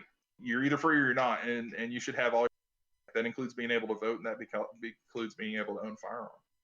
Yeah, there was actually a comment in the chat earlier I caught. I believe it was Donnie said that if you're going to let them out of jail and not give them any rights, why are they paying taxes to the federal government who's supposed to protect their rights? Like it's a big catch. It's a big catch-22. They're out. They've served their time. They've done their service for what they did wrong, or their time, or however you want to catalog it. And they're still treated like something different than everybody else. And I agree. And that also goes back to, punishing crimes harshly, that, if you go shoot somebody, then, maybe you shouldn't be walking free amongst us. And so punishing in crimes proportionately and appropriately have some sort of a deterrent effect with it too. Yeah, on your other point, for the Hearing Protection Act, I'm 100% for that. The suppressors are used, so they're cool, first of all. So every gun guy will buy one. That's more tax money. 2, they're great for target practice for people. Like when my wife first started shooting with me, she was scared to death of just the sound, even with earplugs in. They're not used in crimes, and think about the benefit if they're legal to hunt with. Like, just because you Right. missed the first shot, I'm not saying kill 10 deer in a field, but just because you missed the first shot, it doesn't take that away.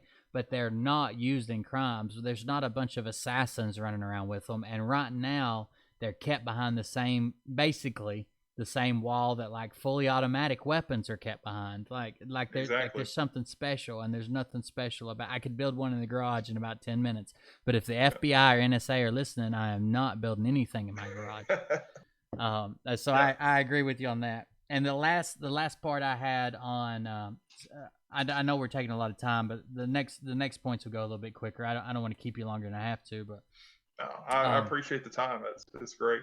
yeah, man, chat's interacting pretty good. I'm trying to keep up with the questions that have been asked so far, but um, so the last one is going to be a hot button issue is abortion, and I know personally because I've read your website that you're pro life, and a lot of pro I am. lifers go all the way back to the only logical time that you can separate this from that is at the point of conception.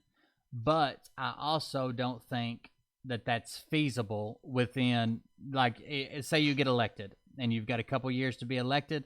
I don't think you're gonna get abortion rolled all the way back to no abortion.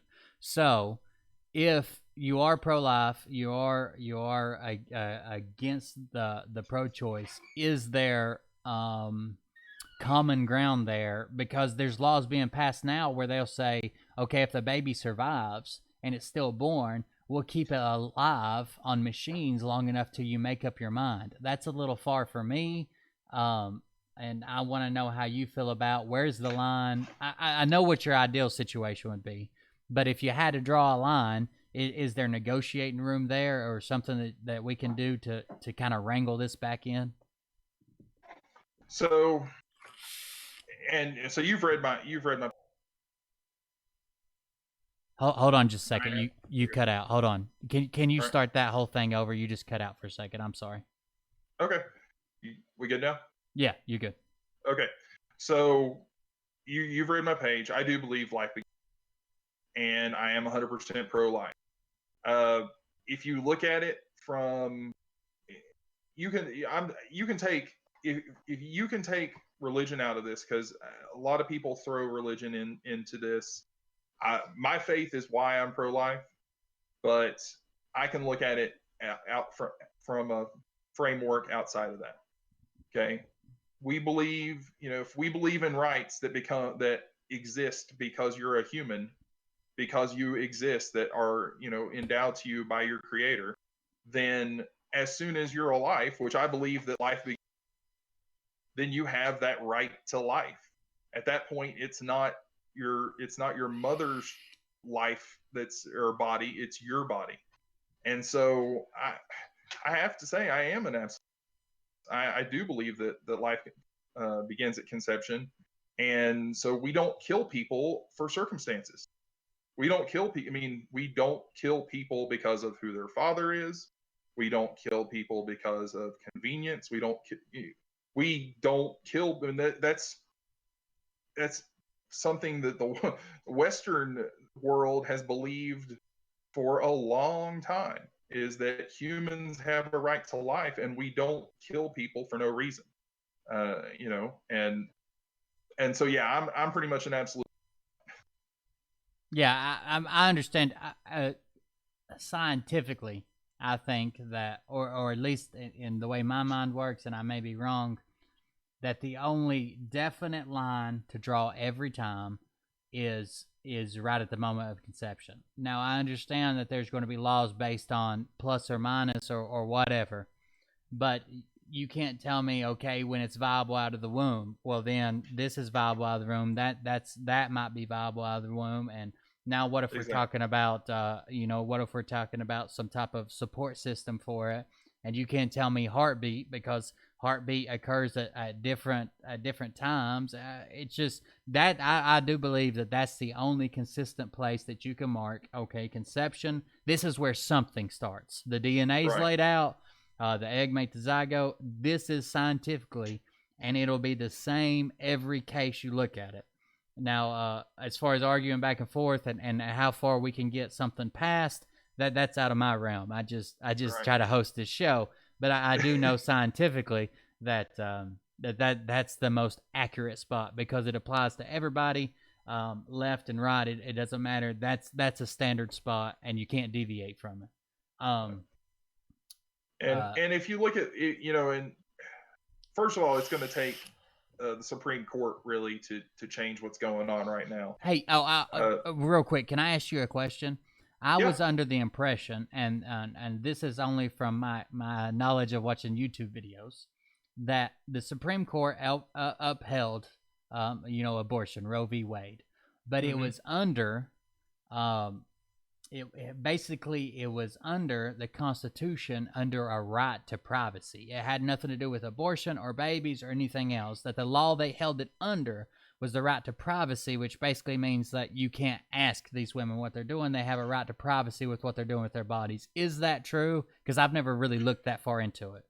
Yeah, and I am not a case expert on that, but that is my understanding that right to privacy was a big part of that decision, which that's something arguable about if right to privacy. I mean, right to privacy isn't an institution.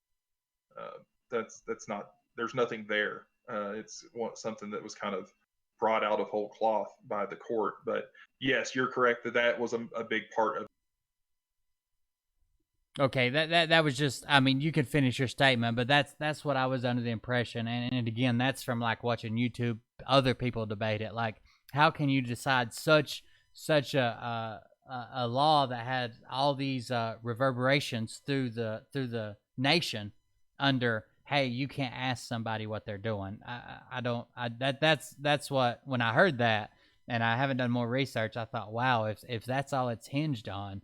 It doesn't seem that stable. If that's what they've perched this whole thing on, it doesn't seem that stable because, yeah, right to privacy, I agree, but what about the right to live? Like, I don't Exactly. I don't know. Yeah. Yeah.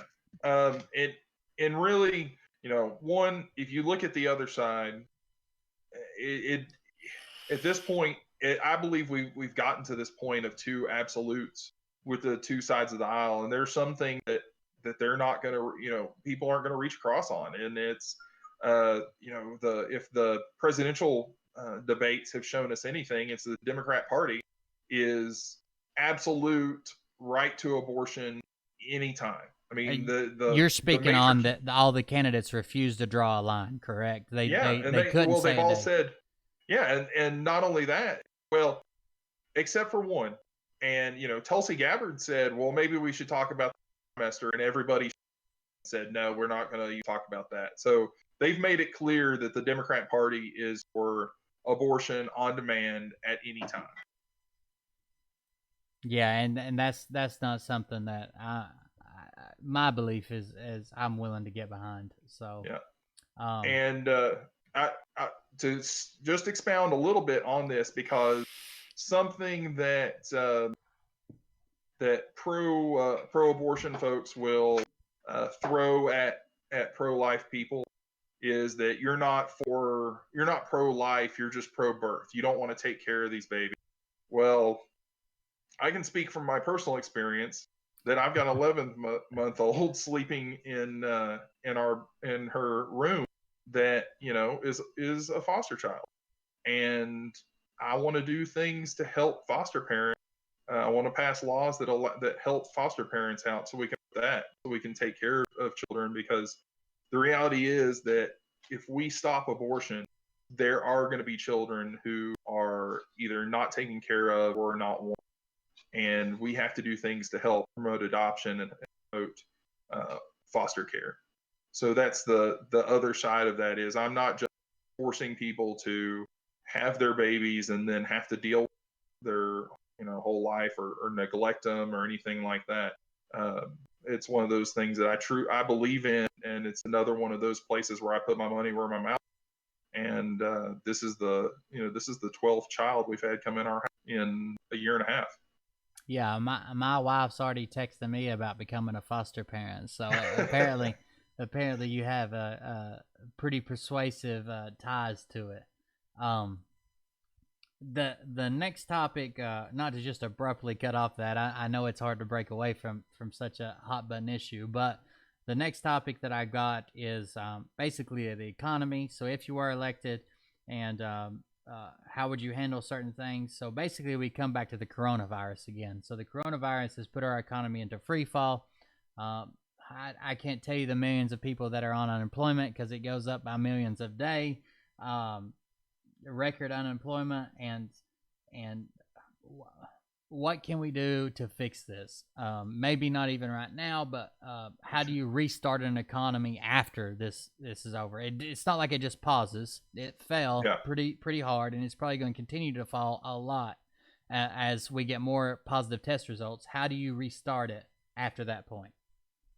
I tell you what, that's a real question that we're facing, and uh, you know, I wish that more was done to keep things from stalling out. I'm afraid that we haven't seen the end.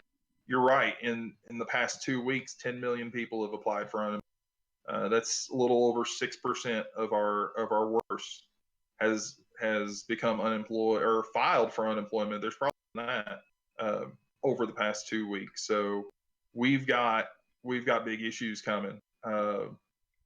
I think it's clear that we need to stop our reliance on China. So we need to develop manufacturing. That's my thing. I've been in manufacturing for the past 10 years, and that's what I really believe in, because the only way to actually create to make something. Uh, I'll say for the first district, for the people that I want to represent, we've got to build, and I said this before Corona, and it's no less true now. We've got to build up our workforce. Um, Part of the reason that we don't have as many good manufacturing here is because we don't have the skilled workforce that other places. And so I believe we need to do more in the line of training for skilled workforce. Some good things the state of Tennessee has done, Tennessee Reconnect and Tennessee Promise, that you can go into the Tennessee Centers for Applied Technology through local junior colleges and get trade training and learn skilled jobs. That's what we need. We need to build up skilled workforce so we have more people coming. Uh, if you look at some of the problems from Corona, the fact that so many of our drugs are manufactured out of the country, they're manufactured in China. We need to build up.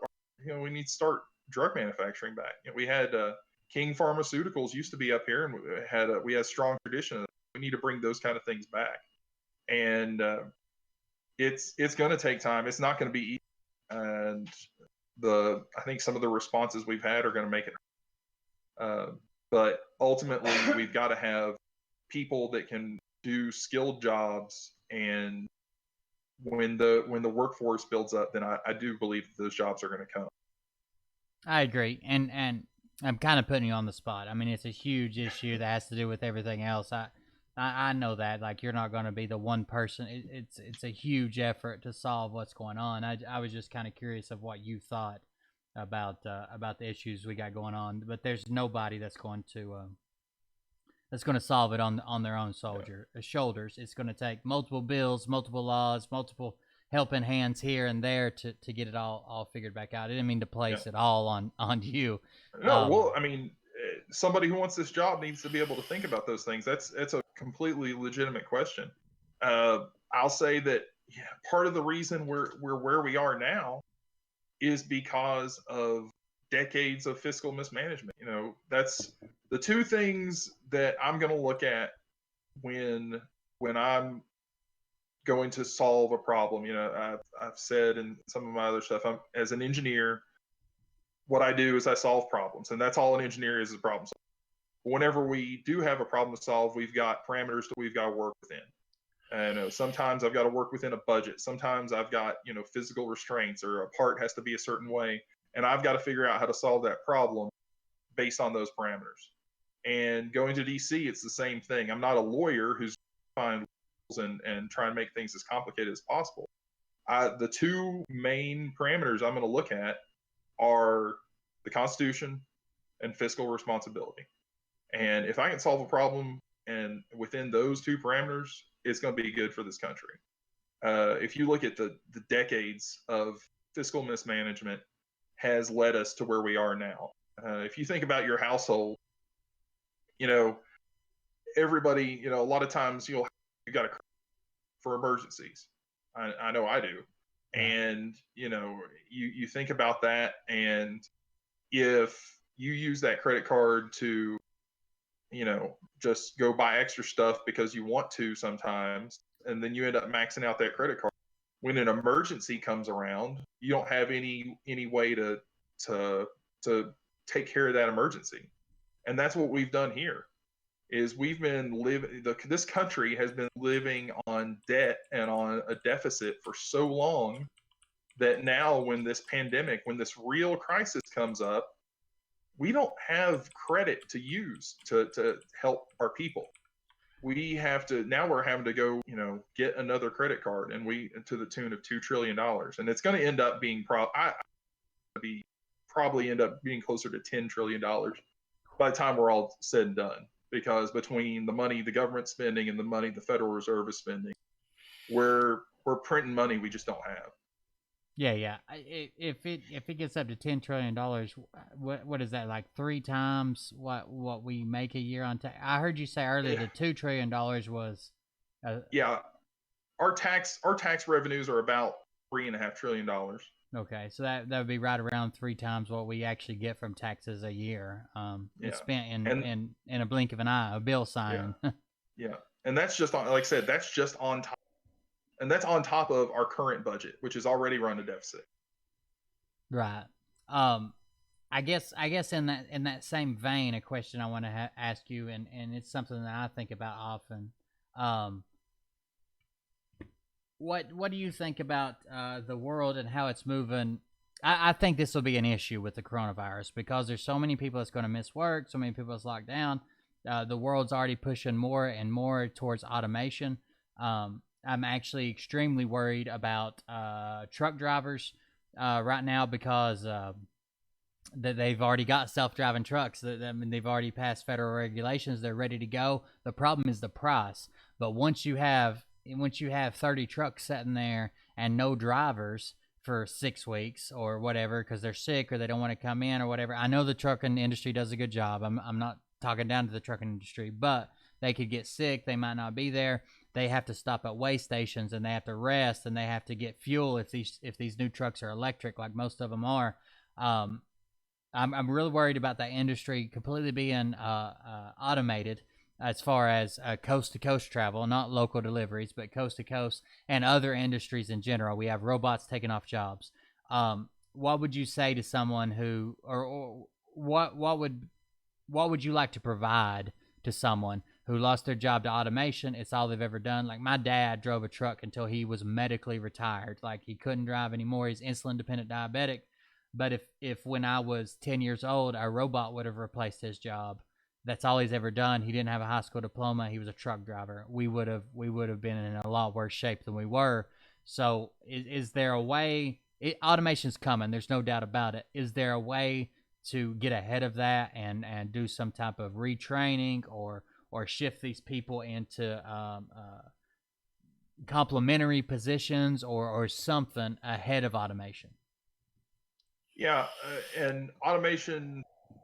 I'll touch on automation, kind of a odd subject first, and kind of yeah. Go ahead. Specifics.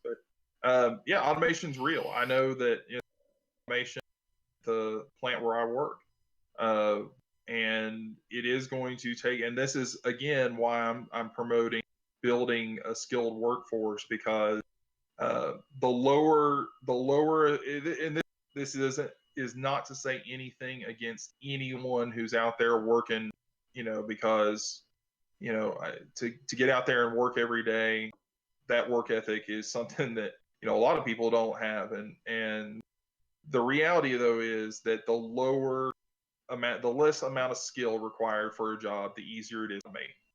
The easier it is to make a robot do it. And so I want to build up a skilled workforce because, no matter what, you've got to have people maintain the robot, people who can program the robots, people who can feed the robot, not feed the robots, but feed parts to the robot. Right. You know, and technology has got taken jobs away ever since the invention of the wheel. I mean, you look at talk about, there used to be people whose job was to run an elevator, or buggy whip makers, and I believe in the free market, and I believe that people will, innovate and find new jobs. As to when folks do lose their jobs to automation, I think retraining programs. I'm not. I can't remember who was. I think there was some Democrat who was like, "Well, just teach them to code." That's not necessarily the answer. Yeah, that was a But meme for a long time. It was, yeah, learn to code. And maybe that is a path for some people, but training people in new jobs, I definitely think is something we need to look at. And then from the standpoint of younger folks who are entering the workforce, we've just got to get them prepared to be ahead of that curve. while we're on that, I'll go ahead and cover what was going to be the last topic, because I also saw it in chat. On your page, you talk a lot about skilled work trades. And not everybody's cut out to go to college, but they are. At least when I graduated high school, which, given it's been a while, and I know for years beyond that, it was almost looked down on if you said, "Oh, I'm not taking college prep classes. I'm going to a technical course and I'm going to go work." And I've made a ton of money on the road, more than a lot of people with degrees. I mean, I've made a lot of money on the road. Some of my best friends have made quadruple the money that I've made on the road. It's not the greatest life, but there's money to be made, and there's still those jobs that need to be filled with qualified people. So, what do you say to the thought about rebuilding America's skilled workforce? I'm all about it, and that's I do have a bachelor's degree, and even before, long time ago, back when I first graduated from high school, I went to Stanford University and studied political science. But what I did when I got back from Iraq, I went to Northeast State, learned to be a machinist, and took those classes. And another little point about automation is that in skill between automation and the skilled workforce, it's going to be a long time before they've got come into your house and fix your wiring and fix your plumbing. So those skilled trades are going to be safe for a long time. And right now we've got things like that of plumbers and electricians. And you're right. There's money to be made, and there's good work, and there's good honorable work in going in and working with your hands and having a trade. I believe that, especially when you look at HVAC, electricians, plumbers, that also adds that entrepreneurial spirit. You can go work for somebody for a while. You can learn your trade. You can do an apprenticeship, and then you can start your own business. You can get a truck and fill it with tools and parts, and you can start your own business, and that's a great thing. I'm with you. I was told in my generation that you had to get a bachelor's to be happy, successful, and make any money, and it didn't even matter what degree it was, and that's just not the way the world is set up right now. And I think that we should promote a good classical education. I think it should be in high school. Learn to think and learn about history and economics and all that stuff in high school, and then you have the choice. You have a good basis, person who can think for themselves and question what's going on in the world, and then you can choose if you go to college, go to a trade school. But right now, or my experience, because I did teach at Northeast State for a little bit, was that it was like the problem kids got pushed into the trade program because nobody wanted to deal with them. The reality is that it does require some thought, and I think to use what Michael Bloomberg said, gray matter to do the trades. I've been turning cranks on lathes for the past 10 years, and I can tell you that Mr. Bloomberg is wrong when he says you just put the piece of metal in there and turn the crank and the part comes out. Right. It requires thought. It requires, analysis. You got to be able to look at part and print and be able to make the part. But that's where the strength of our workforce is, and that's where the strength of the middle class is in these skilled jobs and in these trade jobs. Yeah, for sure. I was a millwright by trade, and a lot of the people I met on the jobs were were even if away from the job, just in common sense, having a conversation, you could tell that they were putting the pieces together in their head rather than talking to somebody who's just like oblivious to common sense and what's going on and how stuff reacts in the world. They're decently smart people, at least all the ones I ran across. And the old homage we were given was go to college or you're going to end up at McDonald's. I've never worked at a McDonald's, but Right. I did find a way to make money as a millwright, and I really enjoyed most of it. I didn't. The only reason I'm not doing it now is because of time on the road, and I got a family and stuff like that. I did enjoy the job. It was, I liked it a lot. I liked Yeah. all the people I met. They were all intelligent people, and a lot of those were the people that started out in high school as the problem kids or didn't want to conform as well or whatever, and they get kicked down to, oh well, you're obviously not going to college. Why don't you go take auto mechanics or building trades or this or that?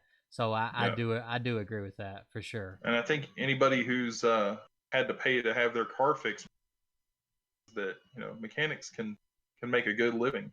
Oh yeah. And I will say that probably one of the ways that I will use my power and influence for my own personal gain in DC is so that I can meet Mike Rowe.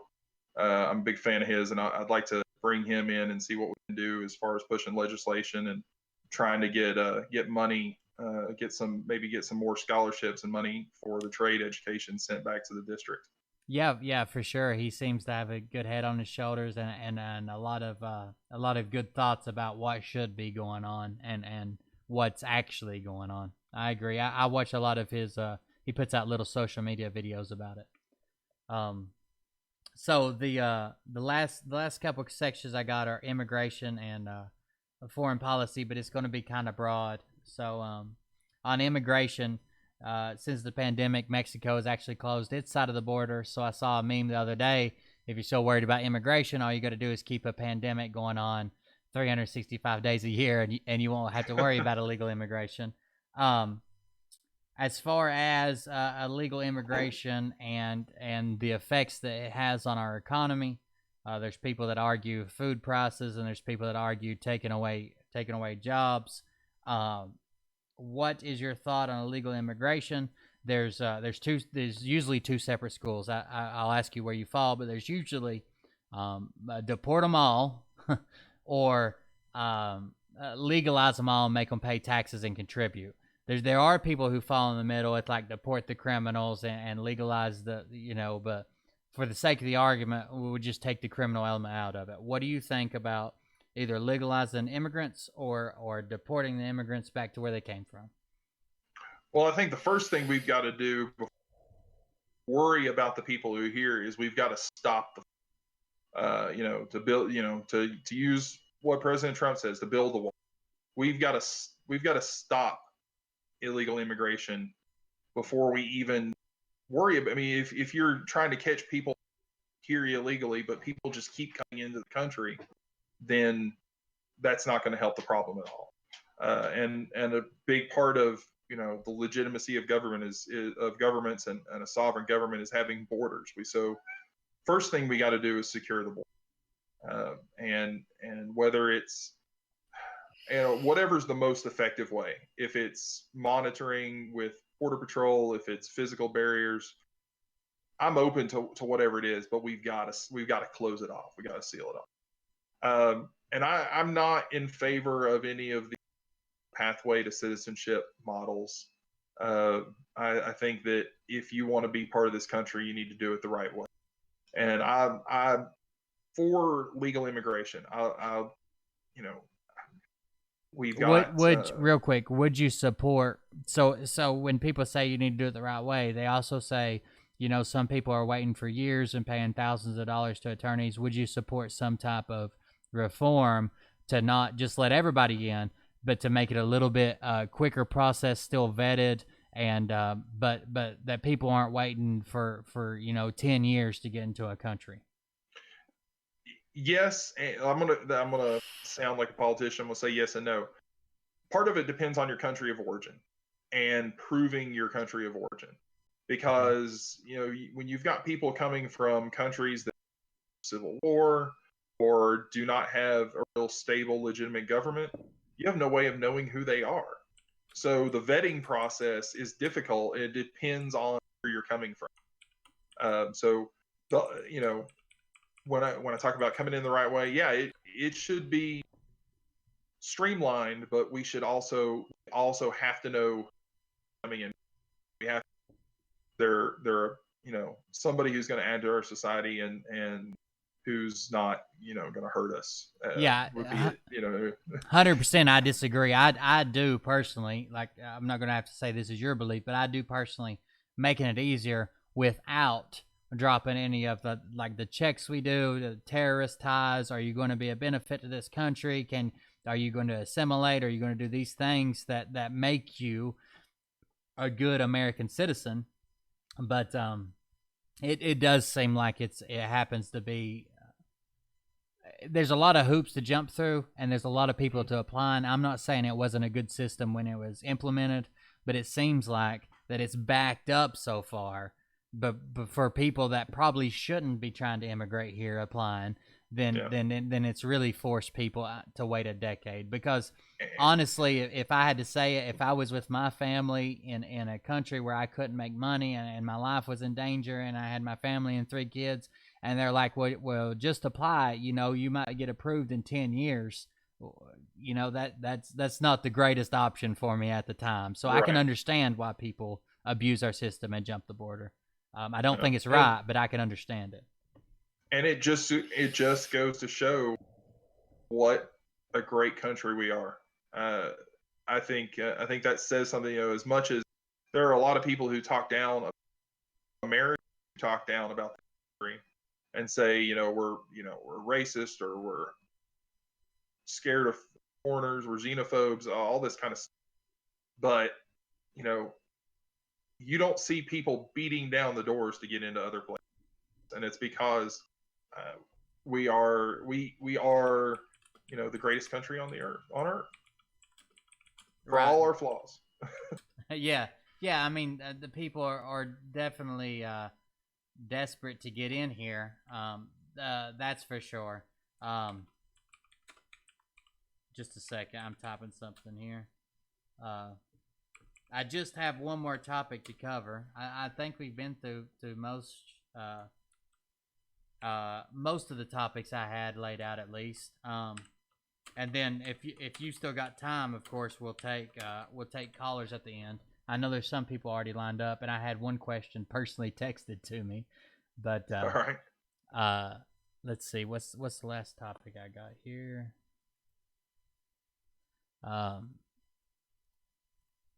All right, so foreign policy. I'm not going to beat you up on foreign policy. I know this is the first time you're running. It's not like you've been in there. You've been in the intel committees. You've been in this. You've been in that. But just a broad general sense of a couple questions I had.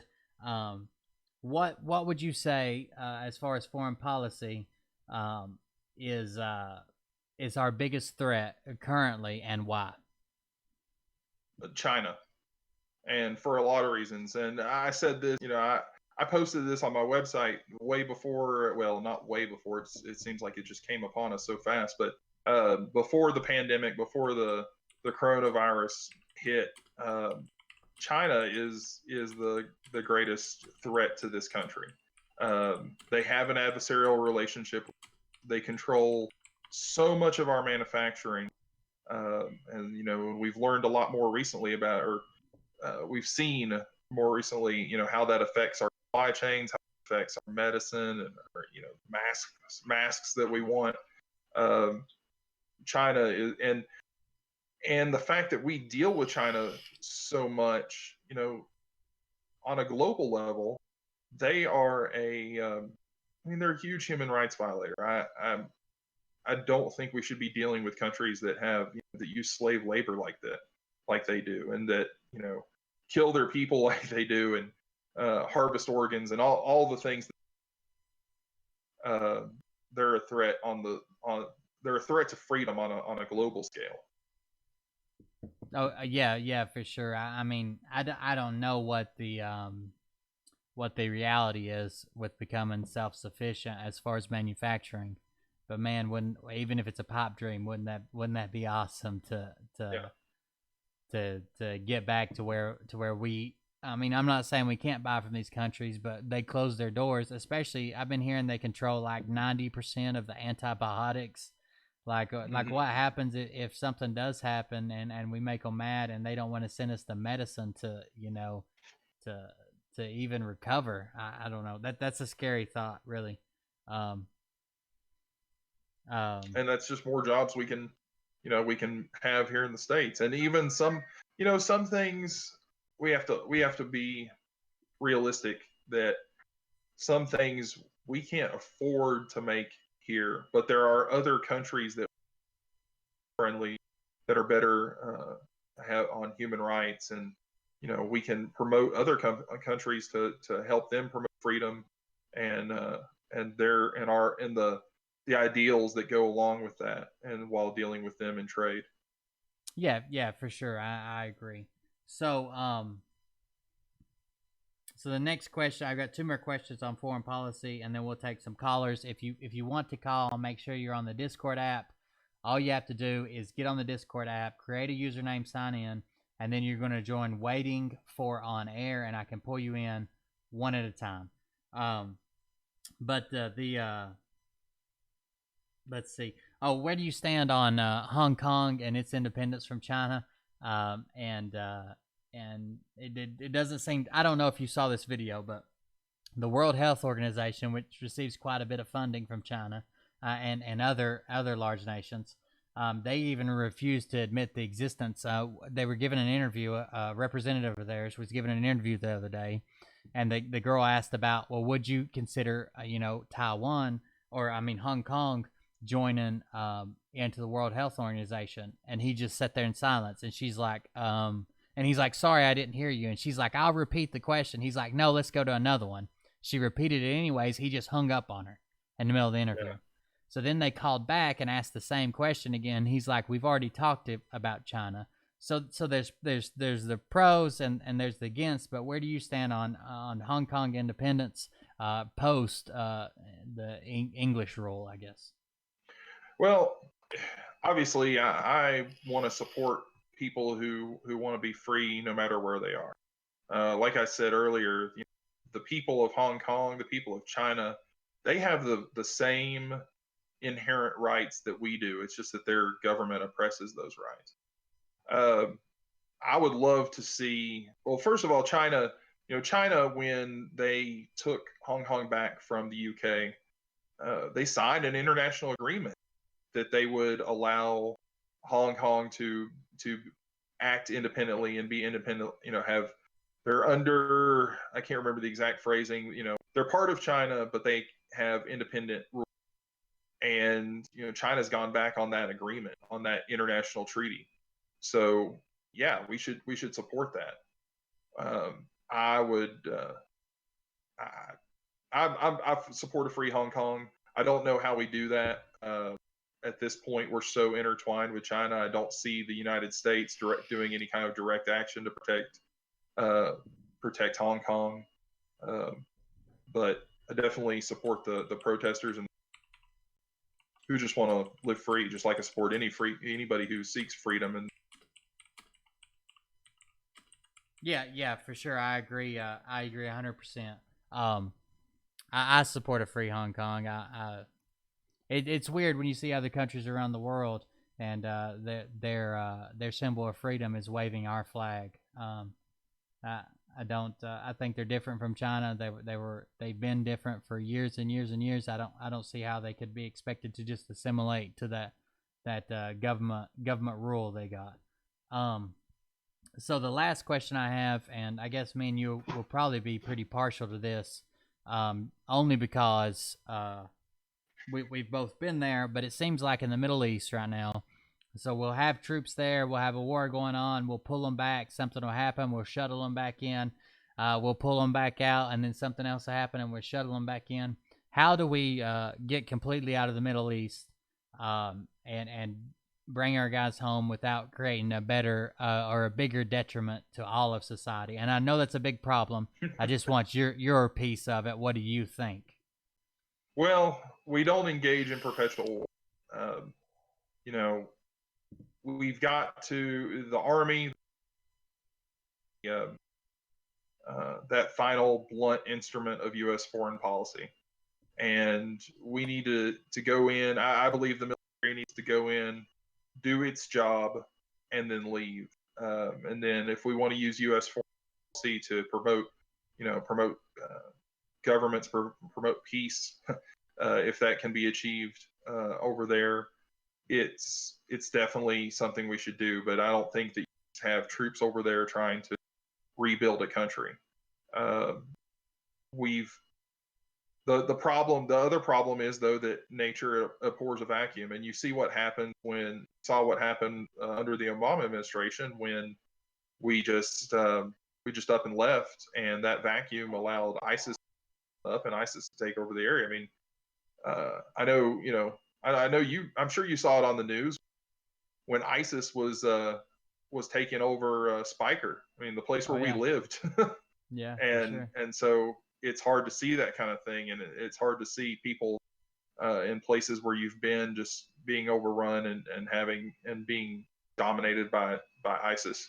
So it's tricky, and we don't need to be in perpetual war. I mean, we've got three generations basically that have fought in Afghanistan and Iraq and are fighting in Afghanistan and Iraq. So it's a matter of developing a policy of, if we're going to use the military, use them in a way that don't want us to have to come back. That's the polite way to say it. Yeah, for sure. Sometimes I even wonder if I know we've taken some horrible people down that control areas of the Middle East, but does it take an iron fist and a horrible person to keep that area under rule? Like, I don't know. I mean, I hate to say that those people or to apply some type of racism, that they need this sort of control. But it seems like when we take a ruler out that rules with an iron fist. I'm not for gassing your own people and stuff like that, but a real strict ruler, and try to replace them with any type of elected official, it just goes all to shit. I don't know. I mean, clearly I don't have the answers, and and I don't think anybody does. It might be trial and error. Yeah. I don't know. And I guess to say that, foreign policy is set by the president. It's set by the executive, and as a congressman, my job would be to determine if we're going to pay for it. How we're going to pay for that foreign policy, and how we're going to whether we're going to declare war, or whether we're going to authorize troops and that kind of thing. But ultimately, the ultimate foreign policy decisions are up to the executive. Yeah, for sure. I mean, I agree wholeheartedly. Like I said, I'm not going to have the answers. I just think that something needs to be done. That wraps up all the questions I had for you. I know it took a little bit longer than we had talked about. I appreciate you for staying. You're ready to take calls, right? Yeah. Okay. Let's do it. So what we're going to do for the chat is he won't be on live video. I didn't do this right. I set it up wrong. So I'm not going to be able to have his video, but you should be able to hear him both ways. He will be on the call live, and there'll just be I'll be live, and then there'll be a static background. So if you're ready to call, I just dropped the Discord link again. Join the Discord.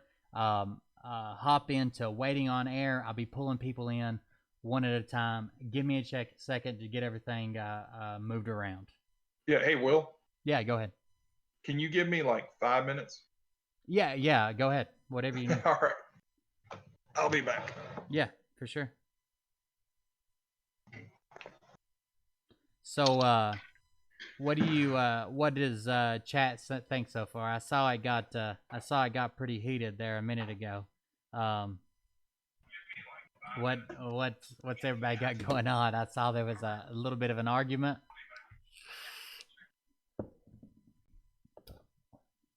I'm gonna go ahead and start moving stuff around, but we will be ready for calls in just a minute. Give me just a second. And you're more than welcome to talk to me in chat, whatever you got.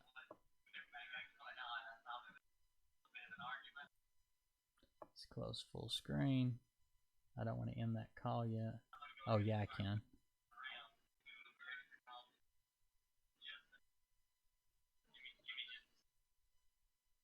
No, I don't want to end the call yet.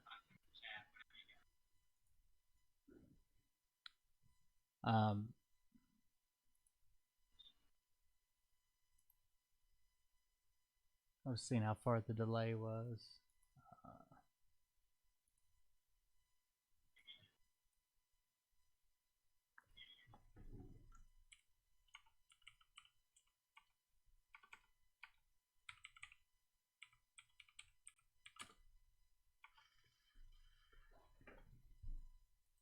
I'm gonna use his logo as a static background while we're taking calls. Maybe. See, will that work? Yeah. What was I gonna say? Oh, Chelsea, I know you got to go in a second. I'll take your call first, and then I'll try to get to everybody else. I know people have been waiting. I'll try to get everybody in that wants to stay, as long as Jay's willing to take the calls, and we'll get through them all. Try not to get too heated in chat again. Hey, what's up, man? You back with us? I am back. All right, I'm going to end this call. Make sure that you join that. Click my red circle, Will Bird, and then join that waiting on air, and then I'll pull you directly in the call, and then we'll start pulling the callers. Okay? All right. Thank you, sir.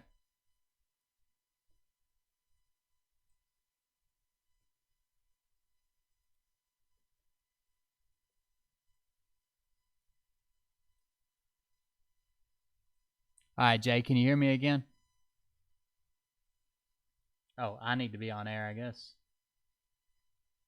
All right, Jay, can you hear me again? I can. You got me? Yeah, I got you. Chat, can you talk one more time? Yeah. Okay. Check. Yeah. You're coming back through. I just wanted to make sure it was feeding back through. Let's see. Oh, it doesn't look like. Oh, I'm sorry, Chelsea. I don't. You have to join the Discord to make a call through. I can't actually put my cell phone through. Let's see who we got here. We got. Let's pull the first one in. You ready? Yep. Let's go. I gotta unmute him. Oh, Nathan, if you can hear me, unmute yourself. All right, are you there, Nathan? Can you hear me? Yep, I can hear you. All right, hold on just a second. You're coming in a little loud. Let me turn you down just a little bit. All right, say something again, Nathan. Hey, can you hear me? Oh yeah, sounds good. All right, whenever you're ready, you're live. Hey, Jay. Thanks so much for being on. We appreciate it. It was good hearing from you. My biggest question, I got a chance to go through your website a little bit, look at some of the stuff you're working on and you care about. One of the things I didn't see on there that I'd just be curious to know a little more about is healthcare. Obviously, in Tennessee, that's a big issue. We got a lot of people, almost 500,000 people that don't have access to anything. What's your ideal view of healthcare? You know, a lot of ideas being thrown out there about universal healthcare, about expanding private insurance, all these different answers. Where do you stand? What's your capital G goal for healthcare? All right. Well, thanks for calling in, Nathan, and asking. Healthcare, man, if that's not one of the biggest issues we're dealing with right now, I don't know what is, other than the corona. I'll say part of the problem the GOP faces is that they haven't put forward a plan, and the Democrats have put forward universal health care, Medicare for all. And I'll start off by saying that I don't believe that a monopoly is the way to solve healthcare. whether it be the state with Medicare or a monopoly like Ballot Health. You'll look at some other candidates have supported Ballot Health in this area. We've got one healthcare provider for an area the size of New Jersey, and that's not the right solution either. I call it, you call it a Gordian knot. There's a lot of different issues. Some of the issues that I personally would seek to help, that I believe would help the plan, would be competition, being able to shop for your healthcare across state lines, being able to customize your healthcare. There's no reason that a single guy needs to pay for insurance that covers mammograms. We need to be able to customize our healthcare for our individual needs. Small businesses face a big problem is that they don't have enough employees to get into a big pool and to have affordable insurance. So I think small businesses need to be able to go across, to band together, have bigger pools so they can help out for that. Ultimately, if I could just reset the system, I would do something like concierge healthcare. And there's a couple of concierge doctors in this area that what they do is, you pay a flat fee for a family. It can be like for a husband and wife, I think it's about $100 a month. And that doctor is going to be your family physician. He'll take care of you. He'll have visits. He can do your prescriptions. He basically will charge you cost for any tests that you need to have done. And what that would do is allow you to have control over your healthcare and allow you to pay for maintenance basically out of your own pocket. I think we need to have something. It's called a personal healthcare management account. It's like an HSA. It's like a health savings account, but it's something that you can have with any insurance plan. It allows you or your employer to have pre-tax dollars so you can pay for your healthcare.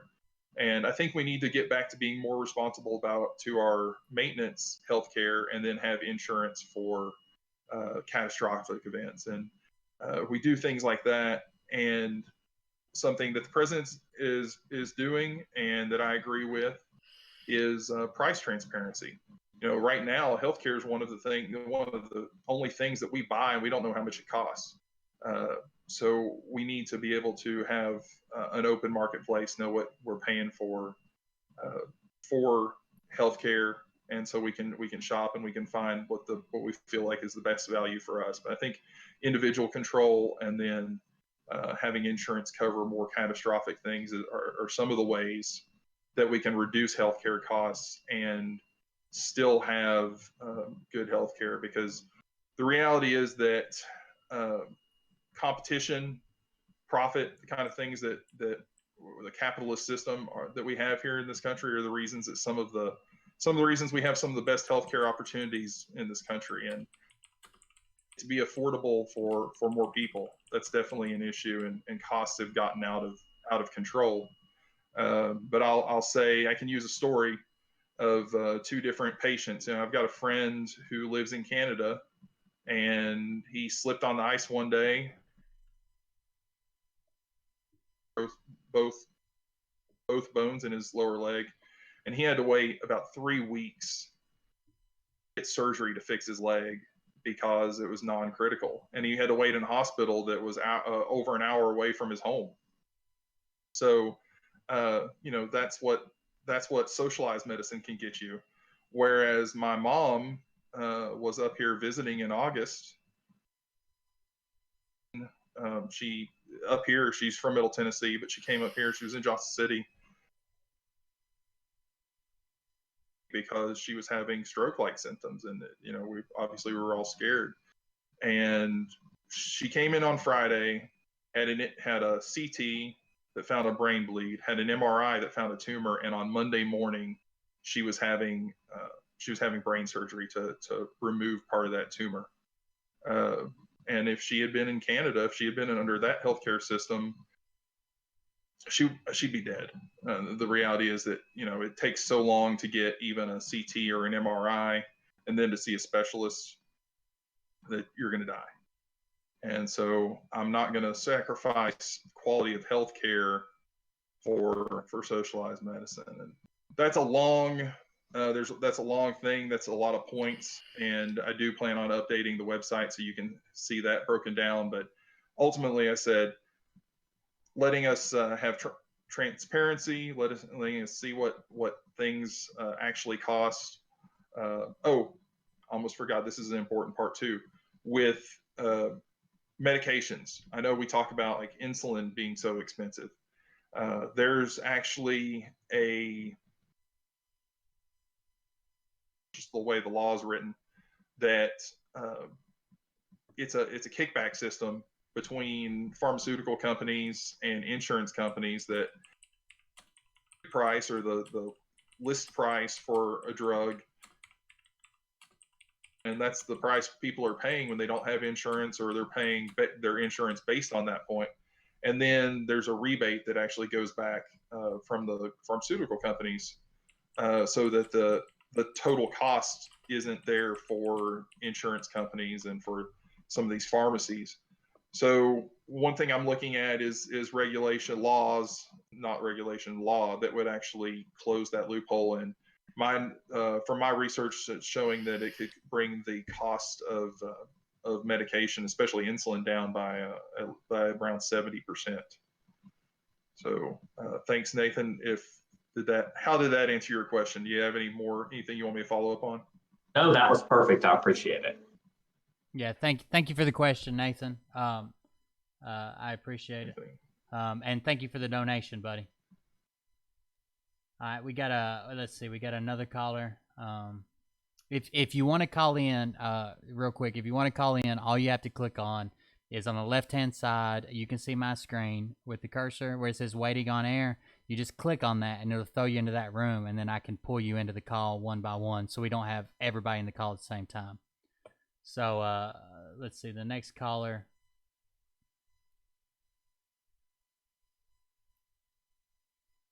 All right, Gunny Highway 1977, you're on the air. Hey, how you doing? Can you? Yeah, you're cutting out a little bit, but I heard that. Okay. First off, just want to say thank you for doing this. Well done, great job. Sounds like covering most of the stuff. I was originally going to talk a little bit about the term limit stuff, but you guys covered it pretty well. With that being from East Tennessee, one of my things that I'm in my mid 40s now, and I've seen our agriculture go away. We've lost a lot of that. I guess my question would be, or when you get in office, we'll be positive on it. When you get in office, what would be some of the steps you might look for to try to help bring some of that back into our region? Well, thank you for the question. Appreciate it. And I don't know if it's my internet or if it's something, I'm not having great audio in and out, but I think the question was, what would I do for agriculture? Is that what? Was it agriculture, Gunny? I heard the bringing it back, but I just didn't hear the topic. Agriculture. Yeah, the agricultural side. Okay. So yeah, Jay, it's agriculture, bringing it back to this area, like it used to be. Right. Well, I'm not gonna play around. I'm not a farmer, and I'm not educated on that issue. I would love to be able to speak with some people in agriculture and see what's going on. I'm not just gonna give you a BS answer, though. I am ignorant on that particular issue because I work on making things, not growing things.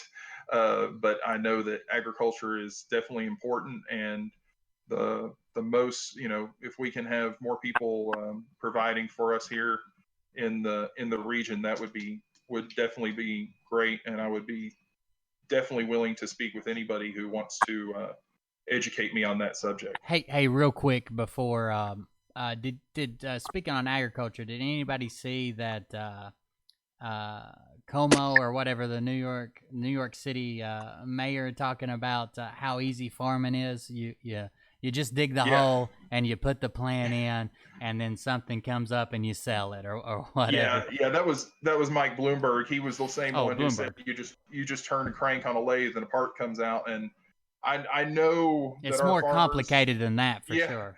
Oh yeah, I know our farmers have to work as chemists and as veterinarians, and they have to be able to to do a lot of stuff that I don't understand. So again, I would love to be able to talk with people and see what people who know what they're talking about have as ideas. That's something that as a representative I want to do for the district. I tell you what, I went to Nashville a few weeks ago, and I sat down with 4 representatives in the state house, and I got 4 different responses from the people I was talking to. One of them, I could tell he just didn't even want me in there. He didn't care what I had to say. He was just going to smile and nod until I left.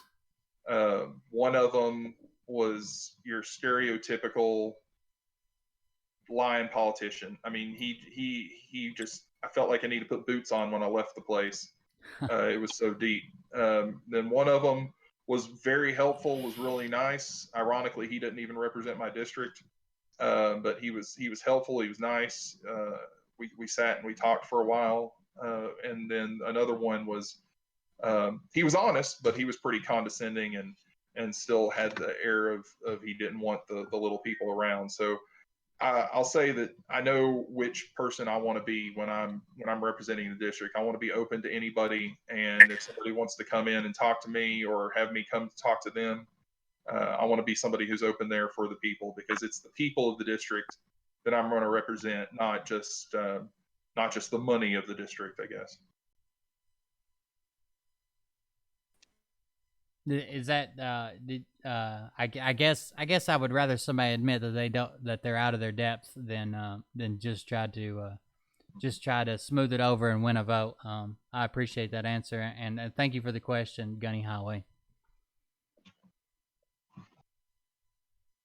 He might be muted now. I appreciate it. All right, so we got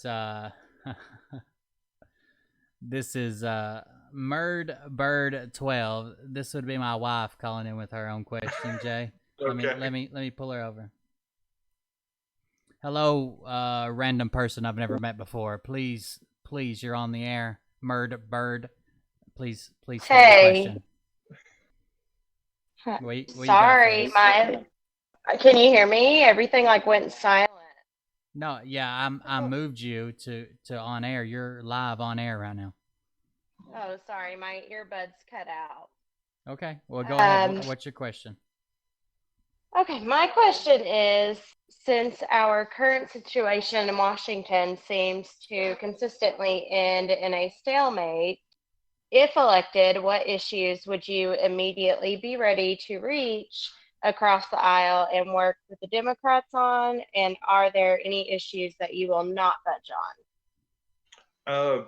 Well, I'm like I said, I believe that I can reach across the aisle on criminal justice reform. I believe that that's something that we can all work forward. And I am pretty much an absolutist when it comes to the Second Amendment, the First Amendment, and being pro-life. I don't see Democrats reaching across the aisle. I don't see Democrats coming over on those points. And so I'm not going to budge on pro-life issue. I know Will asked me that kind of about if there's a compromise, but I just can't. I can't logically say that this is a life, and then say, well, it's okay to end it. Right. So, but yeah, I think criminal justice reform is a big one that we can work together on, and I would love to see that happen. Right. Okay. Well, appreciate the question, Mariah. Well, thank you. Thank you very much. All right, thanks. Let me kick her out in a hurry. She hangs around long. We'll get some riffraff in here. So let's see. We got another caller here.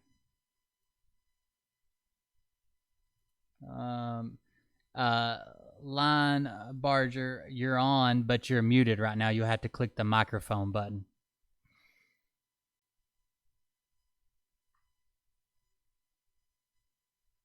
If you can hear me, your microphone's currently muted. You just have to click. It looks like a pill sitting in a little cup. If you click that, it'll turn your microphone back on.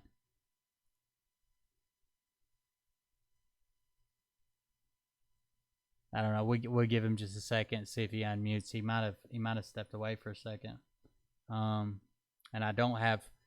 Hold on just a second. I got to type something out. I have people asking how to, but. Can you still hear me, Jay? Yeah, I can hear you. Okay.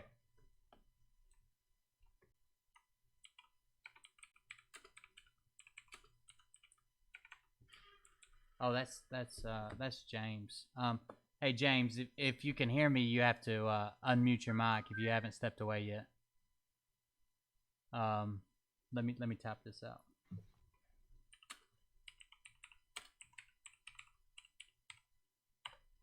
I do appreciate you coming on tonight, Jay, and participating and letting people know what you had to offer.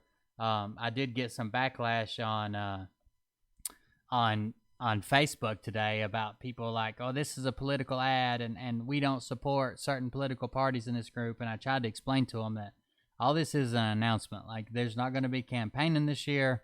There's not going to be door knocking. There's not going to be anything going on. All I'm trying to do, I'm doing this for you guys. Like, you guys can meet a candidate. Like, I didn't understand the backlash, but I did get a little bit. Yeah. Well, I mean, this has been great, and hopefully people will kind of maybe see that one thing that I believe I have a strength as a candidate is that all of my positions come from my heart and from my person. And when you're sitting talking we're going on 3 hours now, you can tell that, I think you can tell if a person is just using talking points or if they're talking about what they actually believe. Yeah, you're authentic for sure. I can keep doing it. I go all night unless somebody asks me about farming because I don't know about agriculture. But again, I would rather somebody say, like "Look, I don't know," rather than just try to BS all the way through the point. Like, and that's what happens a lot of time in politics. No one wants to say, "I don't know," but I can find the right people to let me know.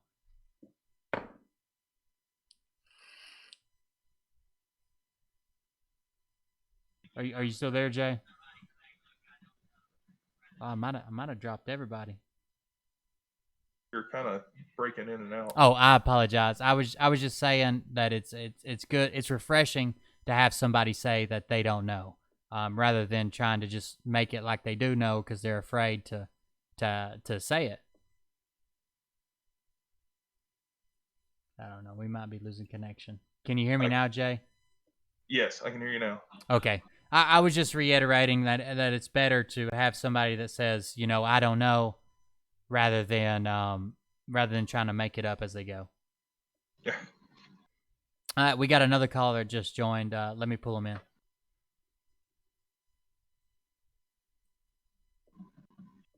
All right, Justin, you're live on the air. You got a question? Yeah, can you hear me? Yeah, I hear you great, actually. Give me just a second. I gotta stop the YouTube video because I can hear my feedback. All right, you still there, man? Yeah. Sound good.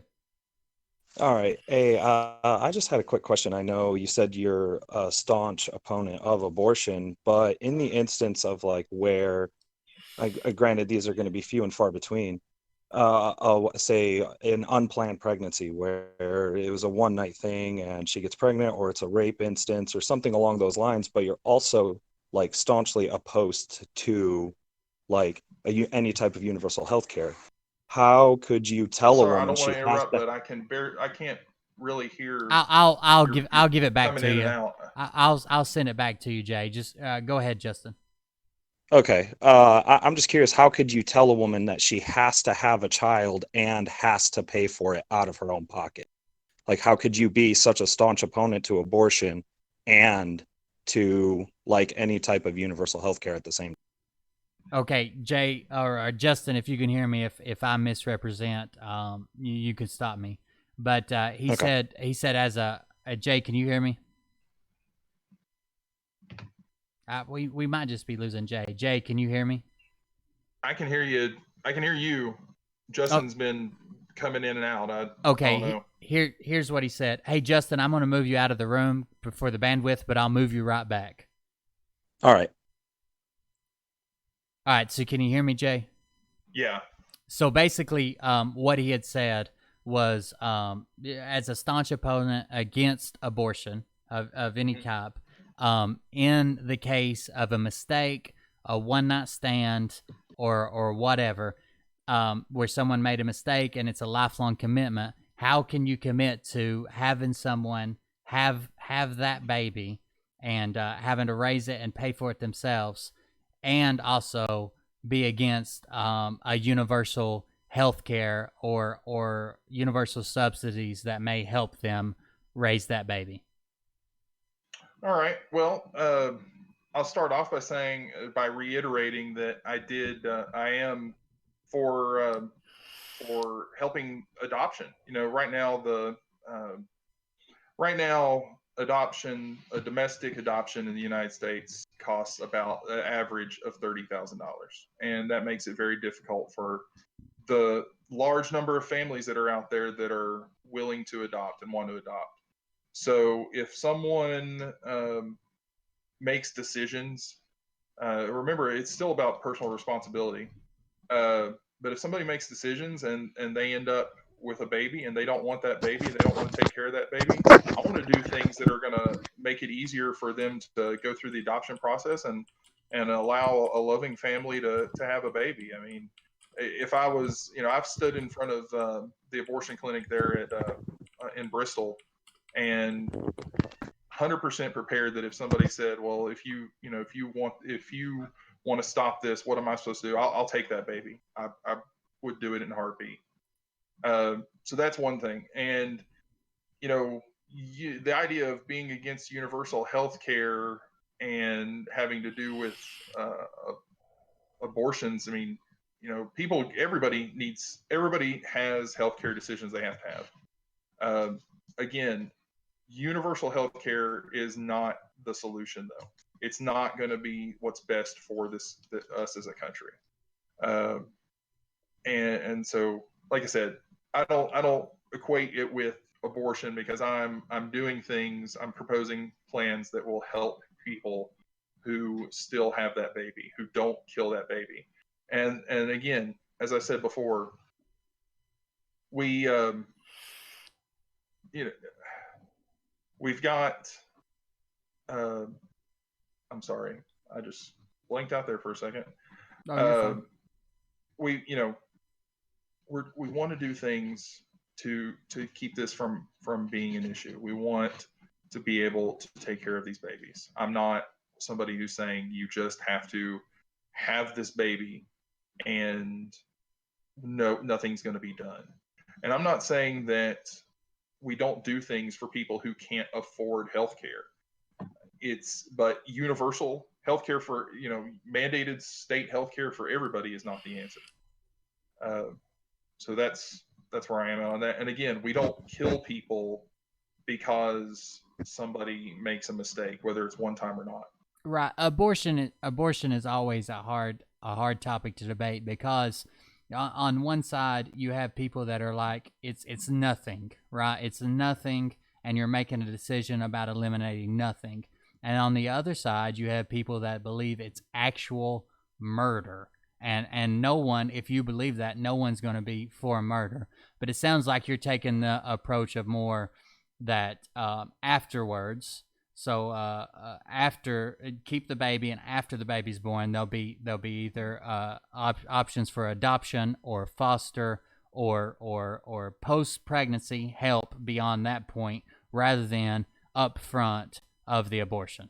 Is that correct? Yeah. All I'm asking is that you don't kill your baby. I don't see how that's that hard of a thing. And I, like I said, I want to do things that promote taking care of those babies after they're born. Yeah, man. Thank you, Justin, for the question. We appreciate it.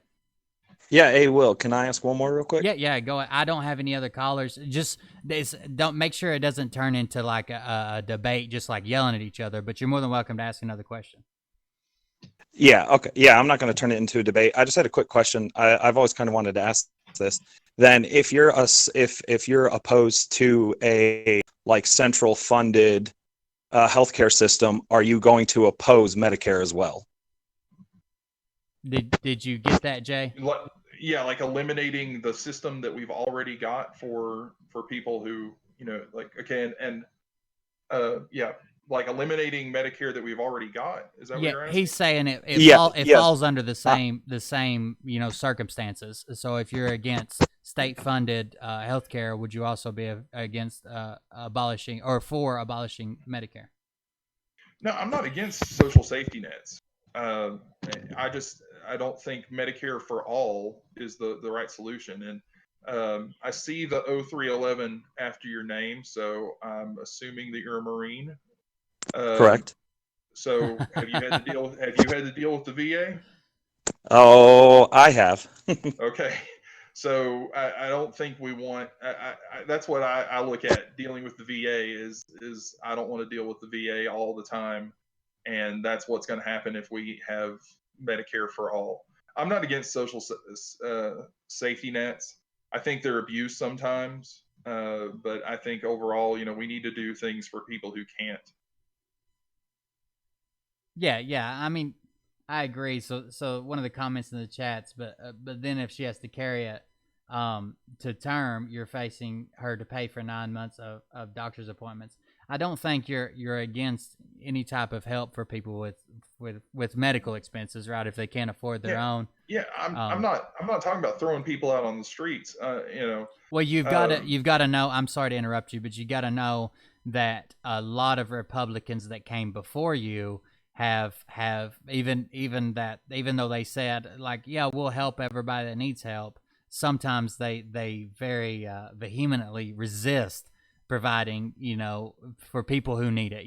I'm not going full on let's give everybody a check, but some people do need help, and statistically or historically, I guess there has been a lot of people who said, yeah, we'll help them, and then no help arrives. Right. And now, that being said, I think a lot of these systems are abused, and I think we need to figure out a way to get away from the abuse of the system. For sure. Yeah. I think that it's hard. It's hard. Before we had the Chinese virus coming in, we were basically at full employment. I mean, the only people, mostly the people unemployed were unemployable, whether through their own fault or no fault of their own. And it's hard to justify paying for people that can work in a time of full employment. You know what I mean? Right. But I absolutely think that there are times, and I'll also say this because I believe this to be true, and the stats will show this out. Americans are the most generous people in the world. If you look at the stats for whenever there's a disaster, Americans give the most money. It's just the way it is. And if I think we can do things that allow private groups to help people out without the bureaucracy of government, because every time the government touches something, they've got to take part of it. But no, I'm not against social safety nets, and I'm not going to force somebody to to go through all this without some compassion. But it goes, and since we're talking about abortion, and we're talking about a woman going through 9 months of pregnancy and all that goes with that, it all starts with not killing your kid. Right. Well, it all starts with a choice you made beforehand, right? Accidents happen, and I don't think we're talking about the very rare circumstance of rape or incest, but accidents do happen. But you still made a choice to put yourself in a situation when the accident happened. No one's fallen inside of someone else, and then an accident happens. I also agree that if there are a lot of abuses in the system and we can clear those abuses up, all that does is make more available for others. I guess is the easiest way to put it. So that's we actually don't have another caller. That was it. I was hoping we'd have some more, but I'm not going to cut you short. To wrap it all up, and no more callers show up.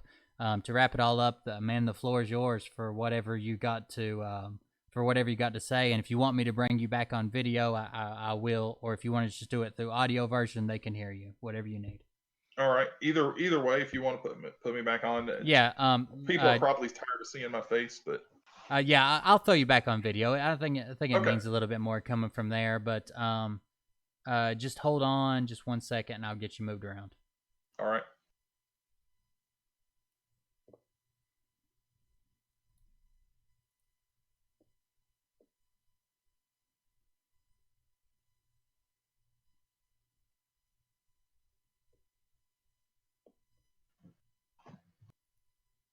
All right, can you hear me? I can hear you. All right, you ready to go? The floor is Yeah. yours for your final statement, whatever you got, buddy. All right. Well, I really appreciate you having me on. I think this was great, and I hope that people got to see this, got to know me a little bit better. And that's what it's about. It's getting to know me, getting to know the people of the district. And I just want to say to anybody, if you want to know more about me, if you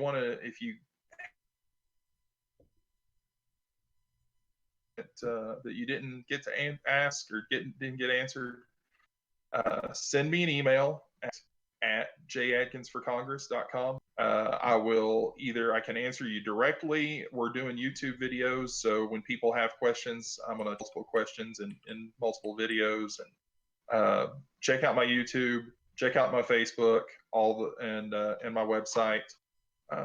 If you believe what I believe, if you believe that I would be a good representative for you for this first district, please, let me know. I like hearing people say, that I've got their vote, that I've earned their vote. And like I said before, as hard as it is to stomach, campaigns are expensive, and so I would appreciate any donation. There's no donation too small, no donation too big. Well, actually, there is a donation too big. We're limited to $2,600, $2,800 per person per campaign. So that's where we're capped. But seriously, if a tenth of this district just threw in $10, I'd have a nice war chest. And I appreciate all the support that I've already gotten. I appreciate the support to come. And again, thanks for having me on. If anybody has questions, just shoot me an email. Follow me on Facebook. And thanks to all the callers. Thanks to the people who were on the chat. Yeah, man, I've got all your links in the description. If anybody has wants to check out any more information, make a donation. His Facebook page. It's the very bottom links because I figured that was the easiest way to find it. It's the very last. I think I copied it like 4 times, but it's all the links there. That it's his website first, and then his Facebook page. And Jay, I appreciate you coming on and doing this with us. I know we're a small channel, but hopefully we got you a couple new faces, and there'll be more people that watch the replay. And at least, if nothing else, got you a little practice and expressing your points. I think you did a really good job on it, and I do appreciate you coming on, man. All right. Thanks for having me. Have a good one, buddy. See you. All right, you too. So what do you think, chat? How'd it go? I don't know. That was my first interview on this channel. I appreciate everybody showing up, and I don't know. I think it went all right. I tried to keep the majority of my beliefs out of it, but it's kind of hard because we align on a lot of things. I don't know. I think it went good, and I appreciate you guys joining us tonight. I appreciate the calls we had. Everybody had a question that was awesome, Thank you for calling in. I'm sorry we had some bandwidth issues. I'll try to make it to where his video can next time I have a guest where the video can play at the same time where they're answering. I hate that it was audio only. Yeah, no problem letting you ask the questions. I'll let anybody ask any question they got. Good job with the questions. Appreciate it. Other than that, we'll be back Monday. Monday will be the day that we go over the bill specifically for how it affects you. I'll pick a bill and read it. And this weekend, I will also be sending out the topic for Wednesday's show. If you guys want to come informed and with links and get on and discuss it yourself, that's the Wednesday show. I'll find a good conspiracy theory or something left or right that we can talk about. And I appreciate everybody turning out. But until Monday, we'll see you guys.